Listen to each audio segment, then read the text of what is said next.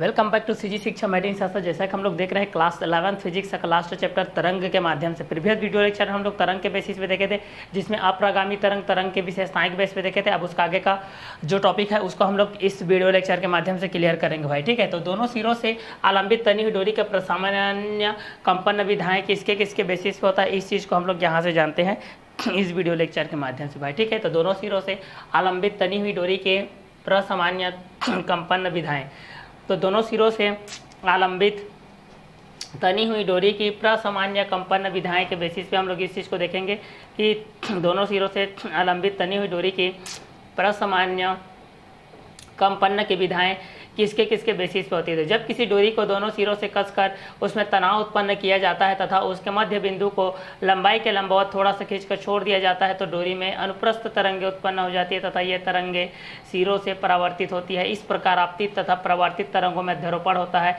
तथा अनुप्रस्थ अप्रगामी तरंग की रचना होती है। क्लियर। तो चलिए यहाँ से ये चीज़ बोला जा रहा है भाई कि दोनों सिरों से आलंबित तनी हुई डोरी के प्रसामान्य कंपन विधाएं, तनी हुई जो भी डोरी रहती है, अगर डोरी के माध्यम से ये आप लोग पास डोरी के माध्यम से है, अगर देखते हैं ये आप लोगों के डोरी के माध्यम से है, मान लेते हैं भाई ये आप लोगों की डोरी के माध्यम से है, ये आप लोगों की डोरी के माध्यम से है। यहाँ पर ये तनी हुई है, ठीक है। यहाँ से ये क्या हुई है, तनी हुई है, ये तनी हुई है, ठीक है। तो डोरी के माध्यम से देख सकते हैं कि तनी हुई है, तो ये किसके किसके बेसिस पे रहेगा।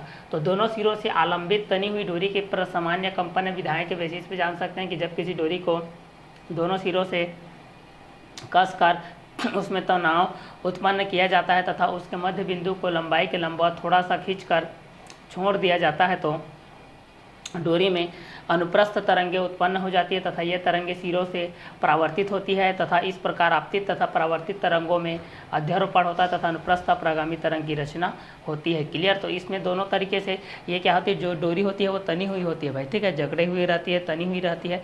तब यहाँ पर इस कंटेंट के मुताबिक ये कंटेंट होता है भाई, ठीक है, कि ये दोनों इसके बेसिस पे होता है। क्लियर। तो जब किसी डोरी को जब किसी डोरी को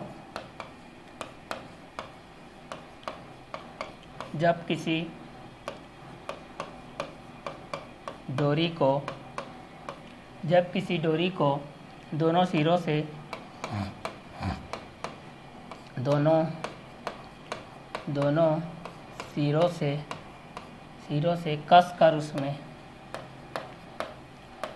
कसकर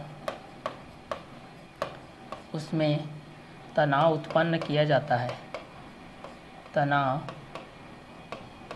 उत्पन्न किया जाता है तथा उसके मध्य बिंदु को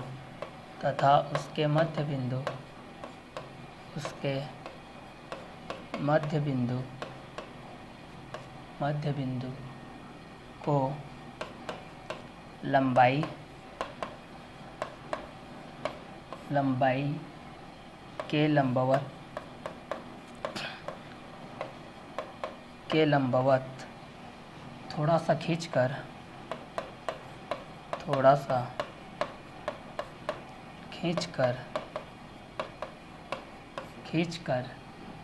छोड़ दिया जाता है, तो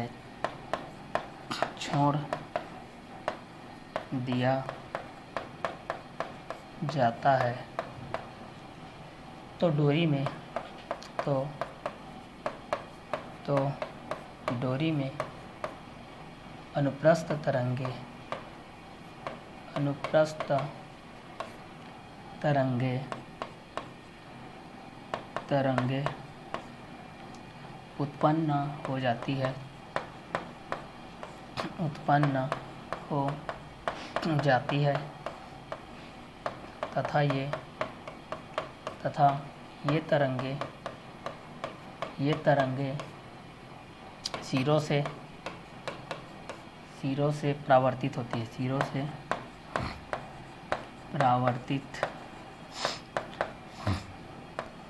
है, होती है। इस प्रकार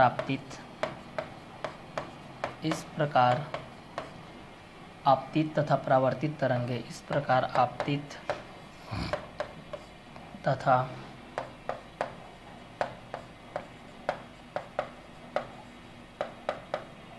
परावर्तित तरंगों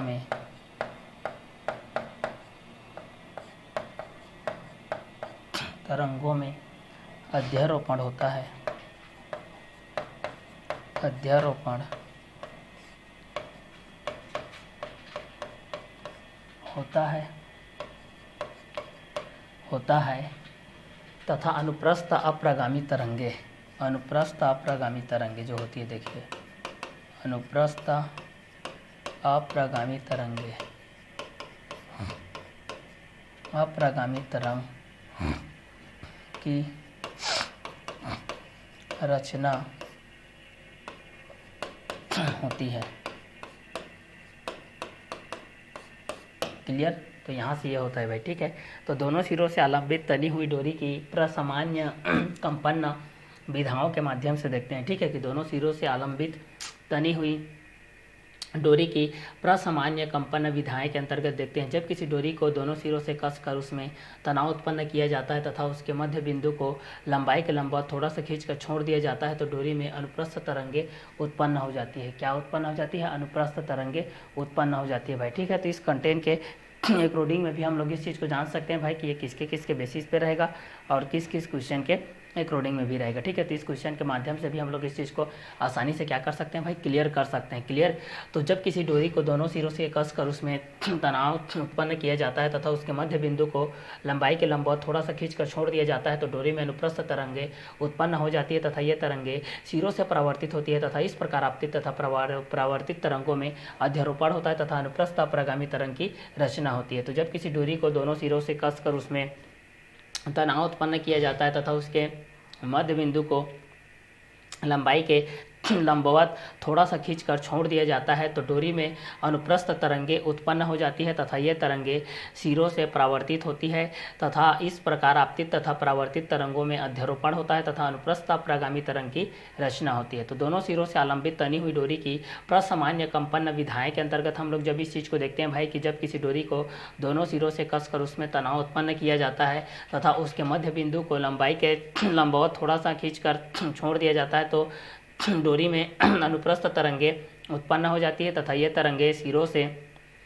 परावर्तित होती है तथा इस प्रकार आपतित तथा परावर्तित तरंगों में अध्यारोपण होता है तथा अनुप्रस्थ अप्रगामी तरंग की रचना होती है। तो जब किसी डोरी को दोनों सिरों से कसकर उसमें तनाव उत्पन्न किया जाता है तथा उसके मध्य बिंदु को लंबाई के लंबवत थोड़ा सा खींचकर छोड़ दिया जाता है तो डोरी में अनुप्रस्थ तरंगे उत्पन्न हो जाती है तथा ये तरंगे सिरों से परावर्तित होती है तथा इस प्रकार आपतित तथा परावर्तित तरंगों में अध्यारोपण होता है तथा अनुप्रस्थ अप्रगामी तरंग की रचना होती है। तो जब किसी डोरी को दोनों सिरों से कसकर उसमें तनाव उत्पन्न किया जाता है तथा उसके मध्य बिंदु को लंबाई के लंबवत थोड़ा सा खींचकर छोड़ दिया जाता है तो डोरी में अनुप्रस्थ तरंगे उत्पन्न हो जाती है तथा ये तरंगे सिरों से परावर्तित होती है। इस प्रकार आपतित तथा परावर्तित तरंगों में अध्यारोपण होता है तथा अनुप्रस्थ अप्रगामी तरंग की रचना होती है। क्लियर? तो इस क्वेश्चन के माध्यम से भी हम लोग इस चीज़ को आसानी से सॉल्व आउट कर सकते हैं भाई कि जब किसी डोरी को दोनों सिरों से कस करके, यहाँ से बोला जा रहा है, देखिए जब किसी डोरी को दोनों सिरों से जब किसी डोरी को दोनों सिरों से कस कर उसमें तनाव उत्पन्न किया जाता है तथा उसके मध्य बिंदु को लंबाई के लंबवत थोड़ा सा खींचकर छोड़ दिया जाता है तो डोरी में अनुप्रस्थ तरंगे उत्पन्न हो जाती है तथा ये तरंगे सिरों से परावर्तित होती है तथा इस प्रकार आपतित तथा परावर्तित तरंगों में अध्यारोपण होता है। क्या होता है? अध्यारोपण होता है तथा अनुप्रस्थ अप्रगामी तरंग की क्या होती है? रचना होती है भाई, ठीक है। अनुप्रस्थ अप्रगामी तरंग की रचना होती है। तो जब किसी डोरी को दोनों सिरों से कसकर उसमें तनाव उत्पन्न किया जाता है तथा उसके मध्य बिंदु को लंबाई के लंबवत थोड़ा सा खींचकर छोड़ दिया जाता है तो डोरी में अनुप्रस्थ तरंगे उत्पन्न हो जाती है तथा ये तरंगे सिरों से परावर्तित होती है। इस प्रकार आपतित तथा परावर्तित तरंगों में अध्यारोपण होता है तथा अनुप्रस्थ अप्रगामी तरंग की रचना होती है। क्लियर? तो जब किसी डोरी को दोनों सिरों से कसकर उसमें तनाव उत्पन्न किया जाता है तथा उसके मध्य बिंदु को लंबाई के लंबवत थोड़ा सा खींचकर छोड़ दिया जाता है तो डोरी में अनुप्रस्थ तरंगे उत्पन्न हो जाती हैं तथा ये तरंगे सिरों से परावर्तित होती है। इस प्रकार आपतित तथा परावर्तित तरंगों में अध्यारोपण होता है तथा अनुप्रस्थ अप्रगामी तरंग की क्या होती है, रचना होती है। तो जब किसी डोरी को दोनों सिरों से कसकर उसमें तनाव उत्पन्न किया जाता है तथा उसके मध्य बिंदु को लंबाई के लंबवत थोड़ा सा खींचकर छोड़ दिया जाता है तो डोरी में अनुप्रस्थ तरंगे उत्पन्न हो जाती है तथा ये तरंगे सिरों से परावर्तित होती है। इस प्रकार आपतित तथा परावर्तित तरंगों में अध्यारोपण होता है तथा अनुप्रस्थ अप्रगामी तरंग की रचना होती है। तो जब भी हम लोग ये दोनों कंटेंट के बारे में जानते हैं भाई कि ये दोनों आपस में किस तरीके से होते हैं और ये आपस में किस तरीके से कंजस्टेड होते हैं, तो इस कंटेंट में बोला गया है कि जब किसी डोरी को दोनों सिरों से कस करके मान लेते हैं कि आप लोगों का ए सिरा है, मान लेते हैं कि ये बी सिरा है, ठीक है, ये आप लोगों का ए सिरा के माध्यम से है, ये आप लोगों का बी सिरा के माध्यम से बोला जा रहा है कि जब किसी डोरी को दोनों सिरों से कसकर उसमें तनाव उत्पन्न किया जाता है। तनाव उत्पन्न खींचेंगे तो उसमें तो जाहिर सी बात है डेंसिटी तनाव, उसमें जो तनाव है वो आप लोगों के बीच में क्या होगा, उत्पन्न होगा। तनाव जैसे कि आप लोग हम रबड़ को भी खींचते हैं तो उसमें तनाव उत्पन्न होता है, वो जिस साइज का रहता है उसका दोगुना साइज, उसका तिगुना साइज बढ़ते जाता है, उसमें भी एक तनाव उत्पन्न होता है। क्लियर। तो उसी तनाव के माध्यम से बोला जा रहा है कि उसके मध्य बिंदु को लंबाई के लंबवत, ये मान लेते हैं कि इसका ये मध्य बिंदु के बेसिस पे है, ठीक है, ये आप लोगों का मध्य बिंदु के बेसिस पे है। तो मध्य बिंदु के लंबवत थोड़ा सा खींच कर छोड़ दिया जाता है, मध्य बिंदु के लंबवत थोड़ा सा खींच करके छोड़ दिया जाता है तो डोरी में अनुप्रस्थ तरंगे उत्पन्न हो जाती है। तो इस डोरी में क्या तरंगे उत्पन्न हो जाती है, अनुप्रस्थ तरंगे उत्पन्न हो जाती है भाई। इस डोरी में कौन सा तरंग उत्पन्न होता है भाई, अनुप्रस्थ तरंग उत्पन्न होता है, अनुप्रस्थ तरंग उत्पन्न होता है। क्लियर। तो अनुप्रस्थ तरंग उत्पन्न हो जाती है तथा ये तरंगे सिरों से परावर्तित होती है। ये सिरों से क्या हो जाती है, इस तरीके से परावर्तित हो जाती है भाई, सिरों से क्या हो जाती है, इस तरीके से परावर्तित हो जाती है। इस प्रकार आपतित तथा परावर्तित तरंगों में अध्यारोपण होता है। इस तरीके से आपतित, जैसे कि आप लोग पढ़े होंगे कि जैसे कि आपतन कोण आपतित किरण परावर्तित किरण के बराबर होती है, आपतन कोण परावर्तन कोण के बराबर होता है, उसी प्रकार इस प्रकार आपतित तथा परावर्तित तरंगों में भी अध्यारोपण होता है। अध्यारोपण के सिद्धांत से क्या होता है कि जिनका सदिश योग बीजीय योग के बराबर होता है। तो उसी कंटेंट के अनुसार से ये भी है कि अनुप्रस्थ अप्रगामी तरंग की यहाँ पर रचना होती है। तब यहाँ से आप लोग पास अनुप्रस्थ अप्रगामी तरंग की रचना होती है भाई। यहाँ पर इस कंटेंट के माध्यम से आपके पास यहाँ पर क्या आ जाएगा, अनुप्रस्थ अप्रगामी, अनुप्रस्थ अप्रगामी तरंग की रचना होती है, की रचना होती है। ठीक है। तो चलिए, जब किसी डोरी को दोनों सिरों से कसकर उसमें तनाव उत्पन्न किया जाता है तथा उसके मध्य बिंदु को लंबाई के लंबवत थोड़ा सा खींचकर छोड़ दिया जाता है तो डोरी में अनुप्रस्थ तरंगे उत्पन्न हो जाती है तथा ये तरंगे सिरों से परावर्तित होती है। इस प्रकार आपतित तथा परावर्तित तरंगों में अध्यारोपण होता है तथा अनुप्रस्थ अप्रगामी तरंग की रचना होती है। तो इसके माध्यम से भी आप लोग जान सकते हैं भाई कि अनुप्रस्थ अप्रगामी तरंगे किसके बेसिस पे रहेगा और ये दोनों किस किस क्वेश्चन के अकॉर्डिंग में भी रहेगा। तो इसके क्वेश्चन के माध्यम से भी आप लोग इस चीज़ को जान सकते हैं भाई कि ये दोनों किसके किसके बेसिस पे आएगा और किस किस क्वेश्चन के अकॉर्डिंग में भी आएगा। ठीक है। तो इस क्वेश्चन के माध्यम से भी आप लोग इस चीज़ को आसानी से क्या कर सकते हैं, सॉल्व आउट कर सकते हैं भाई। ठीक है कि ये दोनों किसके किसके बेस पे रहेगा और किस किस क्वेश्चन के अकॉर्डिंग में भी रहेगा। क्लियर। तो इस क्वेश्चन के माध्यम से भी आप लोग इस चीज़ को जान सकते हैं कि जब किसी डोरी को दोनों सिरों से कसकर उसमें तनाव उत्पन्न किया जाता है तथा उसके मध्य बिंदु को लंबाई के लंबवत थोड़ा सा खींचकर छोड़ दिया जाता है तो डोरी में अनुप्रस्थ तरंगे उत्पन्न हो जाती है तथा ये तरंगे सिरों से परावर्तित होती है। इस प्रकार आपतित तथा परावर्तित तरंगों में अध्यारोपण होता है तथा अनुप्रस्थ अप्रगामी तरंग की रचना होती है। तो जब किसी डोरी को दोनों सिरों से कसकर उसमें तनाव उत्पन्न किया जाता है तथा उसके मध्य बिंदु को लंबाई के लंबवत थोड़ा सा खींचकर छोड़ दिया जाता है तो डोरी में अनुप्रस्थ तरंगे उत्पन्न हो जाती है तथा ये तरंगे सिरों से परावर्तित होती है तथा इस प्रकार आपतित तथा परावर्तित तरंगों में अध्यारोपण होता है तथा अनुप्रस्थ अप्रगामी तरंगे की क्या होती है, रचना होती है। तो ये दोनों कंटेंट के अनुसार हो जाएगा भाई कि ये दोनों आप लोगों के किसके बेसिस पे हो जाएगा और किस किस क्वेश्चन के अकॉर्डिंग हो जाएगा। तो इसके माध्यम से भी आप लोग इस चीज़ को आसानी से क्या कर सकते हैं, सॉल्व आउट कर सकते हैं भाई। ठीक है कि ये किसके बेसिस पे रहेगा और किस किस क्वेश्चन के एक रोडिंग में रहेगा।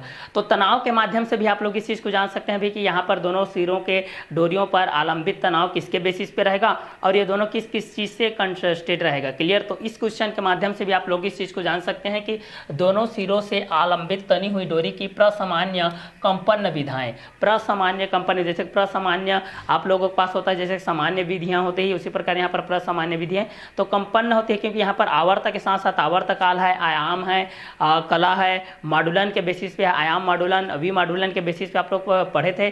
ठीक है। तो उसी कंटेंट के अकॉर्डिंग में भी ये आप लोगों का सिरों के माध्यम से काम करता है भाई। क्लियर। चलिए इसका आगे का कंटेंट को देखते हैं। बंद आर्गन पाइप में कंपन विधाएं। बंद आर्गन पाइप में कंपन विधाएं किसके अंतर्गत होगा और किसको हम लोग बंद आर्गन पाइप में कंपन विधाएं कहते हैं, इस चीज को हम लोग यहाँ पर देखने वाले हैं। Vibrational mode in closed organ pipe के बेसिस पे हम लोग इस चीज को देखते हैं। क्लोज्ड पाइप के बंद आर्गन पाइप में किस तरीके से होता है ये। क्लियर। बंद आर्गन पाइप में किस तरीके से होता है, इस चीज को भी हम लोग यहाँ से क्लियर करने वाले हैं। तो लकड़ी अथवा धातु के, लकड़ी आप लोगों के क्या है इसमें, तो आप लोगों की ये विद्युत के एक कुचालक है भाई। लकड़ी अथवा धातु के एक समान परिच्छेद वाली, लकड़ी तथा धातु के बोला जा रहा है, लकड़ी तथा धातु के, लकड़ी अथवा धातु के ना, लकड़ी अथवा धातु के, देखिए यहाँ पर बोला जा रहा है या तो लकड़ी है या तो धातु है। तो लकड़ी अथवा धातु के एक समान परिच्छेद, एक समान परिच्छेद, देखिए लकड़ी अथवा धातु के, लकड़ी अथवा धातु के, धातु के एक समान परिच्छेद, एक समान परिच्छेद वाली, एक समान परिच्छेद वाली, परिच्छेद वाली नली जिसमें, नली जिसमें वायु स्तंभ के, वायु स्तंभ के, वायु स्तंभ के कंपनों से, कंपनों से,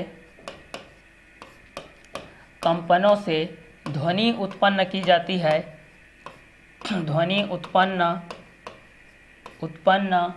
की जाती है, की जाती है, ध्वनि उत्पन्न की जाती है, आर्गन पाइप कहलाती है। क्या पाइप कहलाती है, आर्गन पाइप कहलाती है। आर्गन,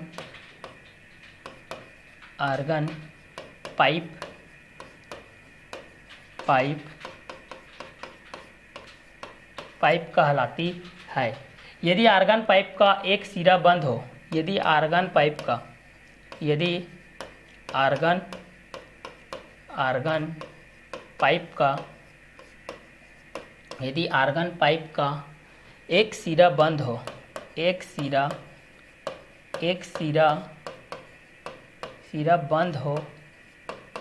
बंद हो तो इसे बंद आर्गन पाइप कहते हैं। बंद आर्गन पाइप, पाइप कहते हैं।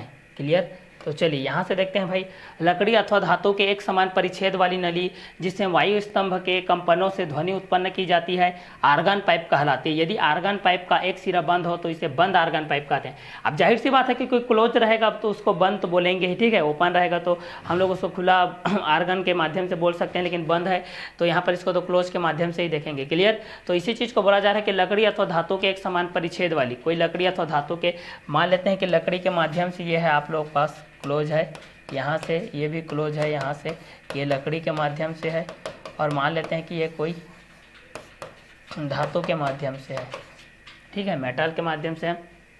तो लकड़ी अथवा धातु के एक समान परिच्छेद वाली नली जिसमें वायु स्तंभ के कंपनों से ध्वनि उत्पन्न की जाती है, आर्गन पाइप कहलाती है। यदि आर्गन पाइप का एक सिरा बंद हो तो इसे बंद आर्गन पाइप कहते हैं। लकड़ी अथवा धातु के एक समान परिच्छेद वाली नली जिसमें वायु स्तंभ के कंपनों से ध्वनि उत्पन्न की जाती है, आर्गन पाइप कहलाती है। यदि आर्गन पाइप का एक सिरा बंद हो तो इसे बंद आर्गन पाइप कहते हैं। लकड़ी अथवा धातु के एक समान परिच्छेद वाली नली जिसमें वायु स्तंभ के कंपनों से ध्वनि उत्पन्न की जाती है आर्गन पाइप कहलाती है। यदि आर्गन पाइप का एक सिरा बंद हो तो इसे बंद आर्गन पाइप कहते हैं। क्या आर्गन पाइप कहते हैं? बंद आर्गन पाइप कहते हैं। क्लियर। तो लकड़ी अथवा धातु के एक समान परिच्छेद वाली नली जिसमें वायु स्तंभ के कंपनों से ध्वनि उत्पन्न की जाती है आर्गन पाइप कहलाती है। यदि आर्गन पाइप का एक सिरा बंद हो तो इसे बंद आर्गन पाइप कहते हैं। क्या कहते हैं इसको? बंद आर्गन पाइप कहते हैं। तो लकड़ी अथवा धातु के एक समान परिच्छेद वाली नली जिसमें वायु स्तंभ के कंपनों से ध्वनि उत्पन्न की जाती है आर्गन पाइप कहलाती है। यदि आर्गन पाइप का एक सिरा बंद हो तो इसे बंद आर्गन पाइप कहते हैं। तो यहाँ से भी आप लोग इस चीज़ को जान सकते हैं भाई कि बंद आर्गन पाइप में कंपन विधाएं लकड़ी अथवा धातु के एक समान परिच्छेद वाली नली जिसमें वायु स्तंभ के कंपनों से ध्वनि उत्पन्न की जाती है आर्गन पाइप कहलाती है। यदि आर्गन पाइप का एक सिरा बंद हो तो इसे बंद आर्गन पाइप कहते हैं। क्या पाइप कहते हैं भाई? इसे बंद आर्गन पाइप कहते हैं। तो इस कंटेंट के माध्यम से भी हम लोग इस चीज़ को जान सकते हैं भाई कि ये दोनों किसके बेसिस पे रहेगा और किस किस क्वेश्चन के अकॉर्डिंग में भी रहेगा। ठीक है। तो इस क्वेश्चन के माध्यम से भी हम लोग इस चीज़ को आसानी से क्या कर सकते हैं? सॉल्व आउट कर सकते हैं भाई। ठीक है कि ये दोनों किसके बेसिस पे रहेगा और ये दोनों किस किस क्वेश्चन के अकॉर्डिंग में भी रहेगा। क्लियर। तो इस क्वेश्चन के माध्यम से भी आप लोग इस चीज़ को जान सकते हैं भाई कि ये दोनों किसके किसके बेसिस पे रहेंगे और किस किस क्वेश्चन के अकॉर्डिंग में भी रहेंगे। ठीक है। तो इस क्वेश्चन के माध्यम से भी आप लोग इस चीज़ को सॉल्व कर सकते हैं कि लकड़ी अथवा धातु के एक समान परिच्छेद वाली नली जिसमें वायु स्तंभ के कंपनों से ध्वनि उत्पन्न की जाती है आर्गन पाइप कहलाती है। यदि आर्गन पाइप का एक सिरा बंद हो तो इसे बंद आर्गन पाइप कहते हैं। इसे क्या कहते हैं? बंद आर्गन पाइप कहते हैं। तो ये बंद आर्गन पाइप के बेसिस पे हो जाएगा भाई। क्लियर। तो ये इस क्वेश्चन के अकॉर्डिंग में हो जाएगा। जब हम लोग इस चीज़ को देखेंगे तो ये दोनों कंटेंट के बेसिस पे भी हो जाएगा। क्लियर। तो इस क्वेश्चन के माध्यम से भी हम लोग इस चीज़ को आसानी से क्या कर सकते हैं? सॉल्व आउट कर सकते हैं भाई। ठीक है कि ये दोनों किसके किसके बेस पे रहेगा और किस किस क्वेश्चन के अकॉर्डिंग में भी रहेगा। ठीक है। तो यहाँ से हम लोग इस चीज़ को जान सकते हैं भाई कि ये बंद आर्गन पाइप के अकॉर्डिंग में क्या क्या कंटेंट आएगा और ये दोनों किसके बेसिस में भी रहेगा। क्लियर। तो इस क्वेश्चन के माध्यम से भी हम लोग इस चीज़ को आसानी से क्या कर सकते हैं? सॉल्व आउट कर सकते हैं भाई। ठीक है। तो चलिए इस क्वेश्चन के बेस पे भी हम लोग इस चीज़ को देख लेते हैं भाई कि लकड़ी अथवा धातु के एक समान परिच्छेद वाली नली जिसमें वायु स्तंभ के कंपनों से ध्वनि उत्पन्न की जाती है आर्गन पाइप कहलाती है। यदि आर्गन पाइप का एक सिरा बंद हो तो इसे बंद आर्गन पाइप कहते हैं। इसे बंद आर्गन पाइप कहते हैं भाई। इसको क्या कहा जाता है? बंद आर्गन पाइप कहा जाता है। क्लियर। तो इस क्वेश्चन के माध्यम से भी हम लोग इस चीज़ को जान सकते हैं भाई कि ये दोनों किसके किसके बेसिस पे होता है और किस किस क्वेश्चन के अकॉर्डिंग में होता है। फिर ठीक है। तो लकड़ी अथवा धातु के एक समान परिच्छेद वाली नली जिसमें वायु स्तंभ के कंपनों से ध्वनि उत्पन्न की जाती है आर्गन पाइप कहलाती है। यदि आर्गन पाइप का एक सिरा बंद हो तो इसे बंद आर्गन पाइप कहते हैं। तो लकड़ी अथवा धातु के एक समान परिच्छेद वाली नली जिसमें वायु स्तंभ के कंपनों से ध्वनि उत्पन्न की जाती है आर्गन पाइप कहलाती है। यदि आर्गन पाइप का एक सिरा बंद हो तो इसे बंद आर्गन पाइप कहते हैं। तो बंद आर्गन पाइप में कंपन विधाएं के माध्यम से भी हम लोग इस चीज़ को जान सकते हैं कि लकड़ी अथवा धातु के एक समान परिच्छेद वाली नली जिससे वायु स्तंभ के कंपनों से ध्वनि उत्पन्न की जाती है आर्गन पाइप कहलाती है। यदि आर्गन पाइप का एक सिरा बंद हो तो इसे बंद आर्गन पाइप कहते हैं। तो लकड़ी अथवा धातु के एक समान परिच्छेद वाली नली जिसमें वायु स्तंभ के कंपनों से ध्वनि उत्पन्न की जाती है आर्गन पाइप कहलाती है। यदि आर्गन पाइप का एक सिरा बंद हो तो इसे बंद आर्गन पाइप कहते हैं। क्लियर। तो ये लकड़ी अथवा धातु दोनों के परिच्छेद से होता है। ठीक है। ये तो लकड़ी या फिर धातु दोनों से अटैचमेंट रहेगा। ये तो लकड़ी से रहेगा या तो धातु से रहेगा। तो लकड़ी अथवा धातु के एक समान परिच्छेद वाली नली जिसमें वायु स्तंभ के कंपनों से ध्वनि उत्पन्न की जाती है आर्गन पाइप कहलाती है। यदि आर्गन पाइप का एक सिरा बंद हो तो इसे बंद आर्गन पाइप कहते हैं। तो लकड़ी अथवा धातु के एक समान परिच्छेद वाली नली जिसमें वायु स्तंभ के कंपनों से ध्वनि उत्पन्न की जाती है आर्गन पाइप कहलाती है। यदि आर्गन पाइप का एक सिरा बंद हो तो इसे बंद आर्गन पाइप कहते हैं। तो लकड़ी अथवा धातु के एक समान परिच्छेद वाली नली जिसमें वायु स्तंभ के कंपनों से ध्वनि उत्पन्न की जाती है आर्गन पाइप कहलाती है। यदि आर्गन पाइप का एक सिरा बंद हो तो इसे बंद आर्गन पाइप कहते हैं। लकड़ी अथवा धातु के एक समान परिच्छेद वाली नली जिसमें वायु स्तंभ के कंपनों से ध्वनि उत्पन्न की जाती है आर्गन पाइप कहलाती है। यदि आर्गन पाइप का एक सिरा बंद हो तो इसे बंद आर्गन पाइप भी कहते हैं। तो लकड़ी अथवा धातु के दोनों के बेसिस हो जाएगी भाई। लकड़ी अथवा धातु के एक समान परिच्छेद वाली नली जिसमें वायु स्तंभ के कंपनों से ध्वनि उत्पन्न की जाती है आर्गन पाइप कहलाती है। यदि आर्गन पाइप का एक सिरा बंद हो तो इसे बंद आर्गन कहते हैं। ठीक है, तो लकड़ी अथवा धातु के एक समान परिच्छेद वाली नली जिसमें वायु स्तंभ के कंपनों से ध्वनि उत्पन्न की जाती है तो आर्गन पाइप कहलाती है। यदि आर्गन पाइप का एक सिरा बंद हो तो इसे बंद आर्गन पाइप कहते हैं। तो लकड़ी अथवा धातु के एक समान परिच्छेद वाली नली जिसमें वायु स्तंभ के कंपनों से ध्वनि उत्पन्न की जाती है तो आर्गन पाइप कहलाती है। यदि आर्गन पाइप का एक सिरा बंद हो तो इसे बंद आर्गन पाइप कहते हैं। तो लकड़ी अथवा धातु के एक समान परिच्छेद वाली नली जिसमें वायु स्तंभ के कंपनों से ध्वनि उत्पन्न की जाती है तो आर्गन पाइप कहलाती है। यदि आर्गन पाइप का एक सिरा बंद हो तो इसे बंद आर्गन पाइप कहते हैं। लकड़ी अथवा धातु के एक समान परिच्छेद वाली नली जिसमें वायु स्तंभ के कंपनों से ध्वनि उत्पन्न की जाती है आर्गन पाइप कहलाती है। यदि आर्गन पाइप का एक सिरा बंद हो तो इसे बंद आर्गन पाइप कहते हैं। क्या आर्गन पाइप कहते हैं? इसको हम लोग बंद आर्गन पाइप कहते हैं भाई। तो लकड़ी अथवा धातु के एक समान परिच्छेद वाली नली जिसमें वायु स्तंभ के कंपनों से ध्वनि उत्पन्न की जाती है तो इसको आर्गन पाइप कहते हैं। यदि आर्गन पाइप का एक सिरा बंद हो तो इसे बंद आर्गन पाइप कहते हैं। तो लकड़ी अथवा धातु के एक समान परिच्छेद वाली नली जिसमें वायु स्तंभ के कंपनों से ध्वनि उत्पन्न की जाती है आर्गन पाइप कहलाती है। यदि आर्गन पाइप का एक सिरा बंद हो तो इसे बंद आर्गन पाइप कहते हैं। क्लियर? तो जब भी हम लोग इसको अटैचमेंट करते हैं तो एक लकड़ी के माध्यम से होता है और एक धातु के माध्यम से होता है। तो यहाँ से हम लोग दोनों चीज़ों को बोल सकते हैं भाई कि लकड़ी अथवा धातु के एक समान परिच्छेद वाली नली जिसमें वायु स्तंभ के कंपनों से होती है जिसको हम लोग ध्वनि उत्पन्न कर सकते हैं तो इसके माध्यम से आर्गन पाइप कहलाती है। यदि आर्गन पाइप का एक सिरा बंद हो जाती है तो इसे हम लोग बंद आर्गन पाइप भी कहते हैं। क्लियर? तो लकड़ी अथवा धातु के एक समान परिच्छेद वाली नली जिसमें वायु स्तंभ के कंपनों से ध्वनि उत्पन्न की जाती है आर्गन पाइप कहलाती है। यदि आर्गन पाइप का एक सिरा बंद हो तो इसे बंद आर्गन पाइप कहते हैं। क्या पाइप कहते हैं? इसको बंद आर्गन पाइप कहते हैं। क्लियर? तो इस क्वेश्चन के माध्यम से और इसके बेसिस से भी हम लोग इस चीज़ को जान सकते हैं भाई कि ये बंद आर्गन पाइप में कंपन विधाएं किसके अकॉर्डिंग में रहेगा। तो लकड़ी अथवा धातु के समान भी रहेगा ये। तो लकड़ी अथवा धातु के एक समान परिच्छेद वाली नली जिसमें वायु स्तंभ के कंपनों से ध्वनि उत्पन्न की जाती है तो आर्गन पाइप कहलाती है। यदि आर्गन पाइप का एक सिरा बंद हो तो इसे बंद आर्गन पाइप कहते हैं। लकड़ी अथवा धातु के एक समान परिच्छेद वाली नली जिसमें वायु स्तंभ के कंपनों से ध्वनि उत्पन्न की जाती है आर्गन पाइप कहलाती है। यदि आर्गन पाइप का एक सिरा बंद हो तो इसे बंद आर्गन पाइप भी कहते हैं। तो ये दोनों क्वेश्चनों के माध्यम से हो जाएगा, ये दोनों कंटेंट के माध्यम से भी हो जाएगा। तो यहाँ से आप लोग इस चीज़ को भी जान सकते हैं कि बंद आर्गन पाइप में कंपन विधाएं किसके बेसिस पे होता है और ये किसके अकॉर्डिंग में भी होता है। क्लियर? तो बंद आर्गन पाइप के माध्यम से भी आप लोग इस चीज़ को जान सकते हैं। तो इसमें दो कंटेंट है आप लोग पास, एक लकड़ी के माध्यम से है और एक धातु के माध्यम से। तो एक को हम लोग लकड़ी के माध्यम से कर सकते हैं और एक को हम लोग धातु के माध्यम से कर सकते हैं। ठीक है?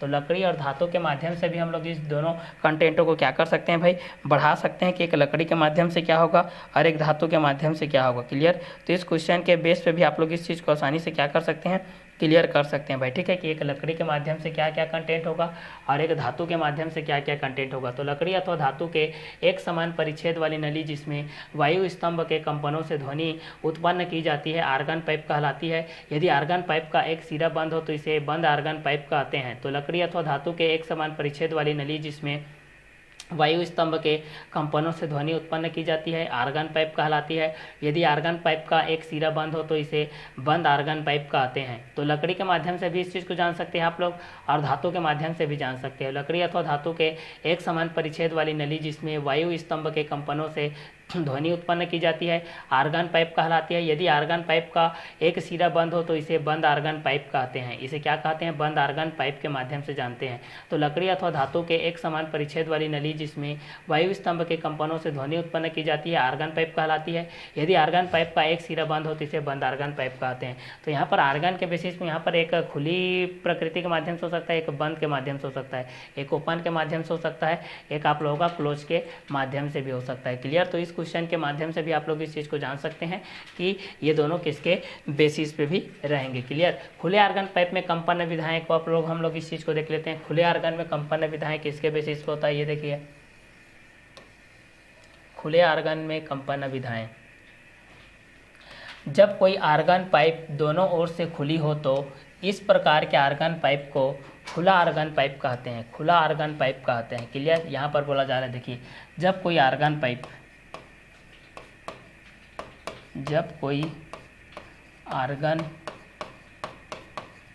आर्गन पाइप, जब कोई आर्गन पाइप दोनों ओर से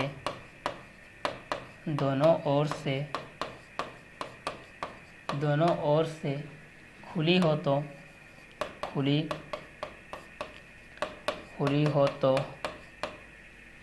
इस प्रकार के आर्गन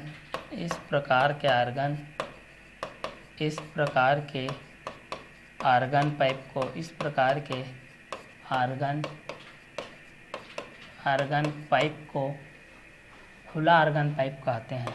खुला आर्गन पाइप कहते हैं।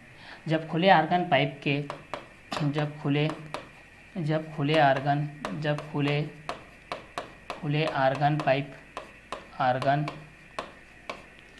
के पाइप के एक सिरे के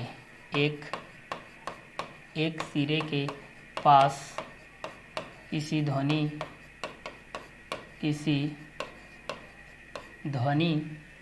स्रोत को कंपित कराया जाता है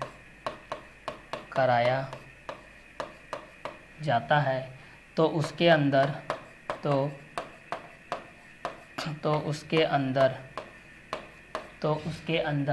वायु स्तंभ कंपन करने लगता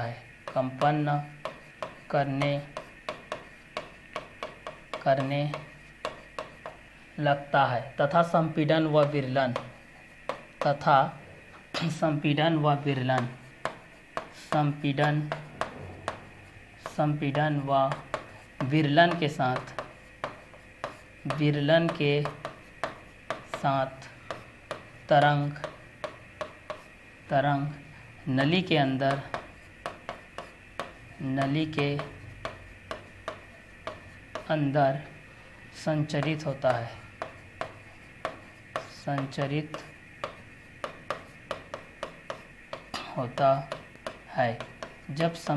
के साथ तरंग नली के अंदर संचरित होता है।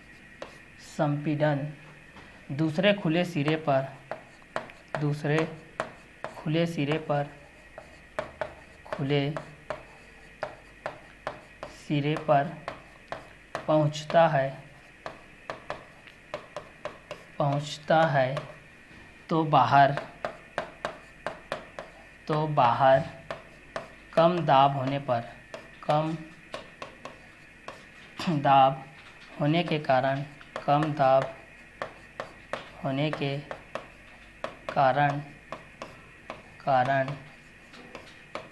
के कारण वायु के कण बाहर चले जाते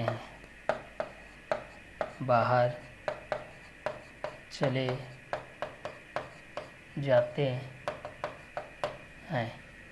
ठीक है, तो यहाँ से देखिए, जब कोई आर्गन पाइप दोनों ओर से खुली हो तो इस प्रकार के आर्गन पाइप को खुला आर्गन पाइप कहते हैं। जब कोई आर्गन पाइप दोनों ओर से खुली हो तो इस प्रकार के आर्गन पाइप को खुला आर्गन पाइप कहते हैं। तो जब कोई आर्गन पाइप दोनों ओर से खुली हो तो इस प्रकार के आर्गन पाइप को खुला आर्गन पाइप के माध्यम से भी हम लोग इस चीज़ को जानते हैं। तो ये आप लोगों के खुला आर्गन पाइप के माध्यम से भी आप लोग पास ये आ जाएगा भाई कि खुला आर्गन पाइप के माध्यम से क्या क्या कंटेंट रहेगा। ये दोनों कंटेंट के बेस पे आ जाएगा कि जब कोई आर्गन पाइप दोनों ओर से खुली हो तो इस प्रकार के आर्गन पाइप को खुला आर्गन पाइप कहते हैं। जब खुले आर्गन पाइप के एक सिरे के पास किसी ध्वनि स्रोत को कंपित कराया जाता है तो उसके अंदर वायु स्तंभ कंपन करने लगती है तथा संपीड़न व विरलन के साथ तरंग नली के अंदर संचरित होता है। जब संपीड़न दूसरे खुले सिरे पर पहुंचता है तो बाहर कम दाब होने के कारण वायु के कण क्या होने लगते हैं, बाहर चले जाते हैं। वायु के कण क्या होने लगते हैं भाई, ये आप लोगों के पास बाहर चले जाते हैं तथा संपीड़न व विरलन के साथ तरंग नली के अंदर संचरित होता है। और जब संपीड़न दूसरे खुले सिरे पर पहुंचता है तो बाहर कम दाब होने के कारण वायु के कण क्या हो जाते हैं, बाहर चले जाते हैं भाई। ठीक है, तो जब कोई आर्गन पाइप दोनों ओर से खुली हो तो इस प्रकार के आर्गन पाइप को खुला आर्गन पाइप कहते हैं। जब खुले आर्गन पाइप के एक सिरे के पास किसी ध्वनिक स्रोत को कंपित कराया जाता है तो उसके अंदर वायु स्तंभ के कंपन करने लगता है तथा संपीड़न व विलयन के साथ तरंग नली के अंदर संचरित होता है। और जब संपीड़न दूसरे खुले सिरे पर पहुंचता है तो बाहर कम दाब होने के कारण वायु के कण बाहर चले जाते हैं। क्लियर, ये बाहर चले जाते हैं। तो इस कंटेंट के माध्यम से भी आपके पास ये हो जाएगा भाई कि ये किसके किसके अकॉर्डिंग में ये होते जाएगा। जैसा देख रहे थे हम लोग खुले आर्गन पाइप के कंपन विधा के बेस पे, तो जब कोई आर्गन पाइप दोनों ओर से खुली होती है, जब कोई आर्गन पाइप होती है जो कि क्या होती है भाई, दोनों ओर से क्या होती है, खुली होती है। तो जब कोई आर्गन पाइप दोनों ओर से क्या होती है, खुली होती है, तो इस प्रकार के आर्गन पाइप को खुला आर्गन पाइप कहते हैं। क्या कहते हैं, खुला आर्गन पाइप के माध्यम से हम लोग इस चीज़ को जानते हैं भाई। ठीक है, तो इस कंटेंट के अकॉर्डिंग में भी हम लोग इस चीज़ को आसानी से क्या कर सकते हैं, क्लियर कर सकते हैं भाई कि दोनों किसके किसके बेस पे हो जाएगा और किस किस क्वेश्चन के अकॉर्डिंग हो जाएगा। तो जब कोई आर्गन पाइप दोनों ओर से खुली हो तो इस प्रकार के आर्गन पाइप को खुला आर्गन पाइप कहते हैं। जब खुले आर्गन पाइप के एक सिरे के पास किसी ध्वनिक स्रोत को कंपित कराया जाता है तो उसके अंदर वायु स्तंभ कंपन करने लगता है तथा संपीड़न व विलयन के साथ तरंग नली के अंदर संचरित होता है। जब संपीड़न दूसरे खुले सिरे पर पहुंचता है तो बाहर कम दाब होने के कारण वायु के कण बाहर चले जाते हैं। वायु के कण क्या हो जाते हैं भाई, बाहर चले जाते हैं। तो इस कंटेंट के माध्यम से भी हम लोग इस चीज़ को आसानी से क्या कर सकते हैं, क्लियर कर सकते हैं भाई कि ये दोनों किसके बेसिस पे रहेंगे और किस किस क्वेश्चन के अकॉर्डिंग में रहेंगे। तो जब कोई खुले आर्गन पाइप दोनों ओर से खुलती है, जब कोई भी आप खुला आर्गन पाइप है तो दोनों साइड से खुलेगा, जैसे कि कोई एक साइड से खुलता है, कोई दो साइड से खुलता है भाई। तो यहाँ पर बोला जा रहा है कि जब कोई आर्गन पाइप दोनों ओर से खुली हो तो इस प्रकार के आर्गन पाइप को खुला आर्गन पाइप कहते हैं।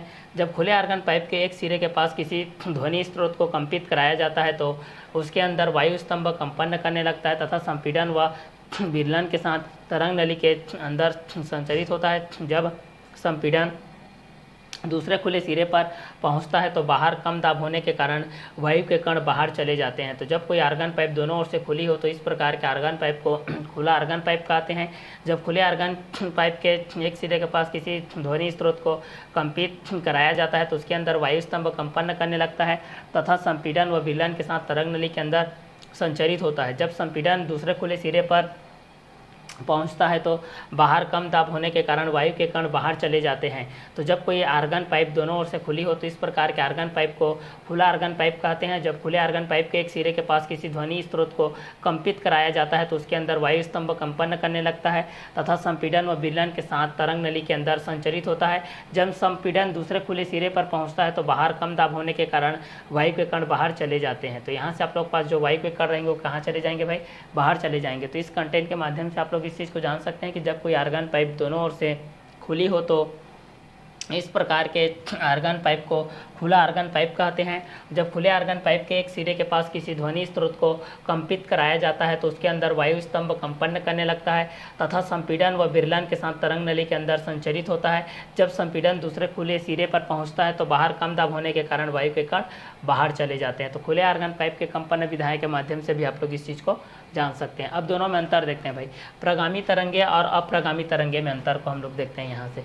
ठीक है, तो हम लोग यहाँ से देखते हैं प्रगामी तरंगे और अप्रगामी तरंगे में अंतर। ये प्रगामी तरंगे क्या होती है और अप्रगामी तरंगे क्या होती है, दोनों के माध्यम से हम लोग इस चीज़ को देखते हैं। क्लियर, तो चलिए पहला है प्रगामी तरंग के माध्यम से, पहला है हमारे पास प्रगामी तरंग और दूसरा है अप्रगामी तरंग।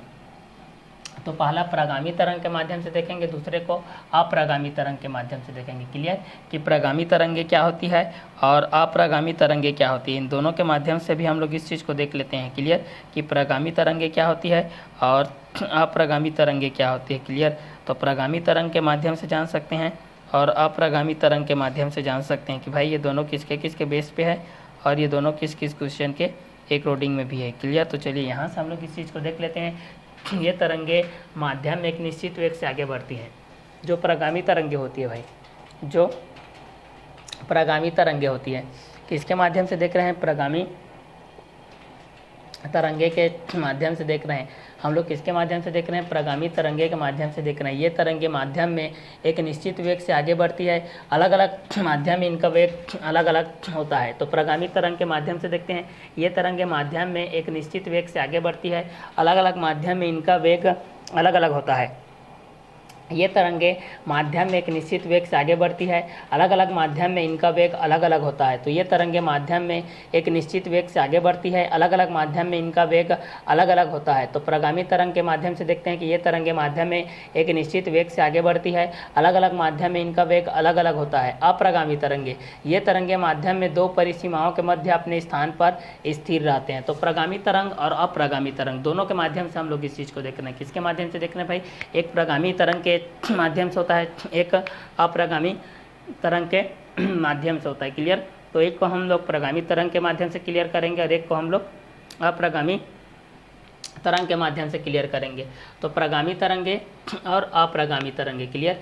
तो प्रगामी तरंग के माध्यम से देख लेते हैं कि ये तरंगे माध्यम में एक निश्चित वेग से आगे बढ़ती है, अलग अलग माध्यम में इनका वेग अलग अलग होता है। अप्रगामी तरंगे, ये तरंगे माध्यम में दो परिसीमाओं के मध्य अपने स्थान पर स्थिर रहते हैं। तो प्रगामी तरंगे, ये तरंगे माध्यम में एक निश्चित वेग से आगे बढ़ती है, अलग अलग माध्यम में इनका वेग अलग अलग होता है। अप्रगामी तरंगे, ये तरंगे माध्यम में दो परिसीमाओं के मध्य अपने स्थान पर स्थिर रहते हैं। तो प्रगामी तरंग के माध्यम से जान सकते हैं, अप्रगामी तरंगे के माध्यम से जान सकते हैं।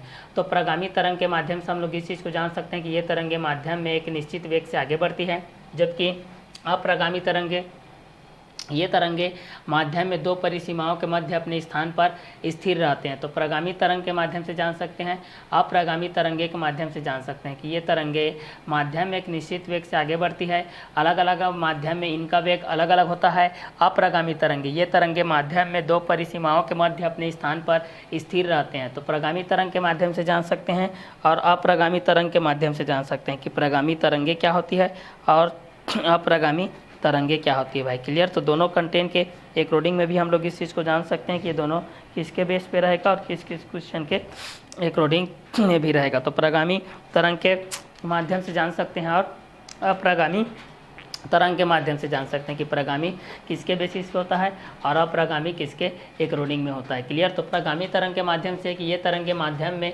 एक निश्चित वेग से आगे बढ़ती है और अप्रगामी तरंगे, ये तरंगे माध्यम में दो परिसीमाओं के मध्य अपने स्थान पर स्थिर रहते हैं। तो प्रगामी तरंगे, ये तरंगे माध्यम में एक निश्चित वेग से आगे बढ़ती है, जबकि अप्रगामी तरंगे, ये तरंगे माध्यम में दो परिसीमाओं के मध्य अपने स्थान पर स्थिर रहते हैं। तो प्रगामी तरंग के माध्यम से जान सकते हैं और दूसरा अप्रगामी तरंगे। तो प्रगामी तरंग के माध्यम से क्या है? फर्स्ट कंटेंट में, ये तरंगे माध्यम में एक निश्चित वेग से आगे बढ़ती है, ये तरंगे माध्यम में एक निश्चित वेग से आगे बढ़ती है, अलग अलग माध्यम में इनका वेग अलग अलग होता है, अलग अलग माध्यम में इनका वेग अलग अलग होता है। क्लियर? तो ये तरंगे माध्यम में एक निश्चित वेग से आगे बढ़ती है, अलग अलग माध्यम में इनका वेग अलग अलग होता है। तो ये तरंगे माध्यम में एक निश्चित वेग से आगे बढ़ती है, अलग अलग माध्यम में इनका वेग अलग अलग होता है। तो ये तरंगे माध्यम में एक निश्चित वेग से आगे बढ़ती है, अलग अलग माध्यम में इनका वेग अलग अलग होता है। तो ये तरंगे माध्यम में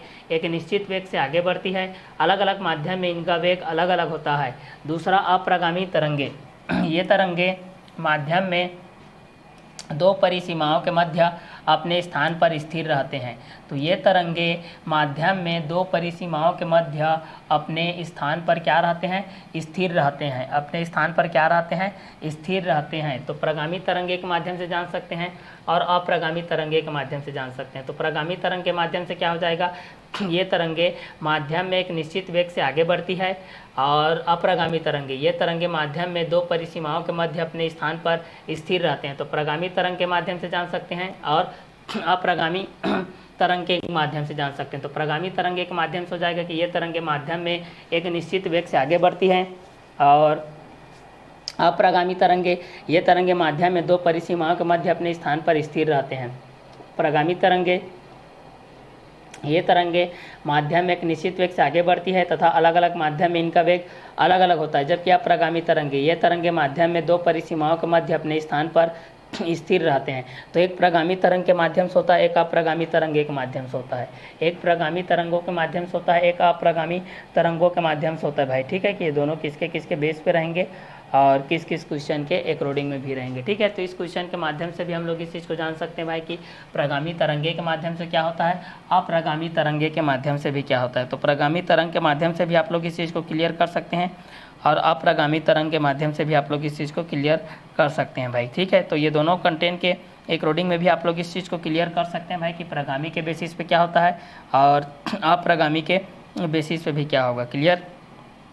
तो एक को आप लोग प्रगामी तरंग के माध्यम से जान सकते हैं और एक को आप लोग अप्रगामी तरंग के माध्यम से जान सकते हैं। ठीक है, तो एक को हम लोग प्रगामी तरंग के माध्यम से देख सकते हैं और एक को हम लोग अप्रगामी तरंग के माध्यम से देख सकते हैं कि ये दोनों किसके किसके एक रोडिंग में रहेंगे और किस किस क्वेश्चन के बेसिस में भी रहेंगे। क्लियर। तो इस क्वेश्चन के माध्यम से भी आप लोग इस चीज़ को आसानी से क्या कर सकते हैं भाई, सॉल्व आउट कर सकते हैं भाई कि ये दोनों किसके किसके बेस पे रहेगा और किस किस क्वेश्चन के एक रोडिंग में भी रहेगा। ठीक है, तो इस क्वेश्चन के माध्यम से भी हम लोग इस चीज़ को जान सकते हैं कि प्रगामी तरंग में ये तरंग के माध्यम में एक निश्चित वेग से क्या होती है, आगे बढ़ती है। एक निश्चित वेग से क्या होती है भाई, आगे बढ़ती है। तो इस क्वेश्चन के माध्यम से भी हम लोग इस चीज़ को आसानी से क्या कर सकते हैं, सॉल्व आउट कर सकते हैं भाई कि ये दोनों किसके किसके बेस पे रहेगा और किस किस क्वेश्चन के एक रोडिंग में रहेगा। तो प्रगामी तरंग के माध्यम से रहेगा, एक अप्रगामी तरंग के माध्यम से रहेगा। तो एक को हम लोग प्रगामी तरंग के माध्यम से देखते हैं और एक को हम लोग अप्रगामी तरंग के माध्यम से देखते हैं। क्लियर। तो एक प्रगामी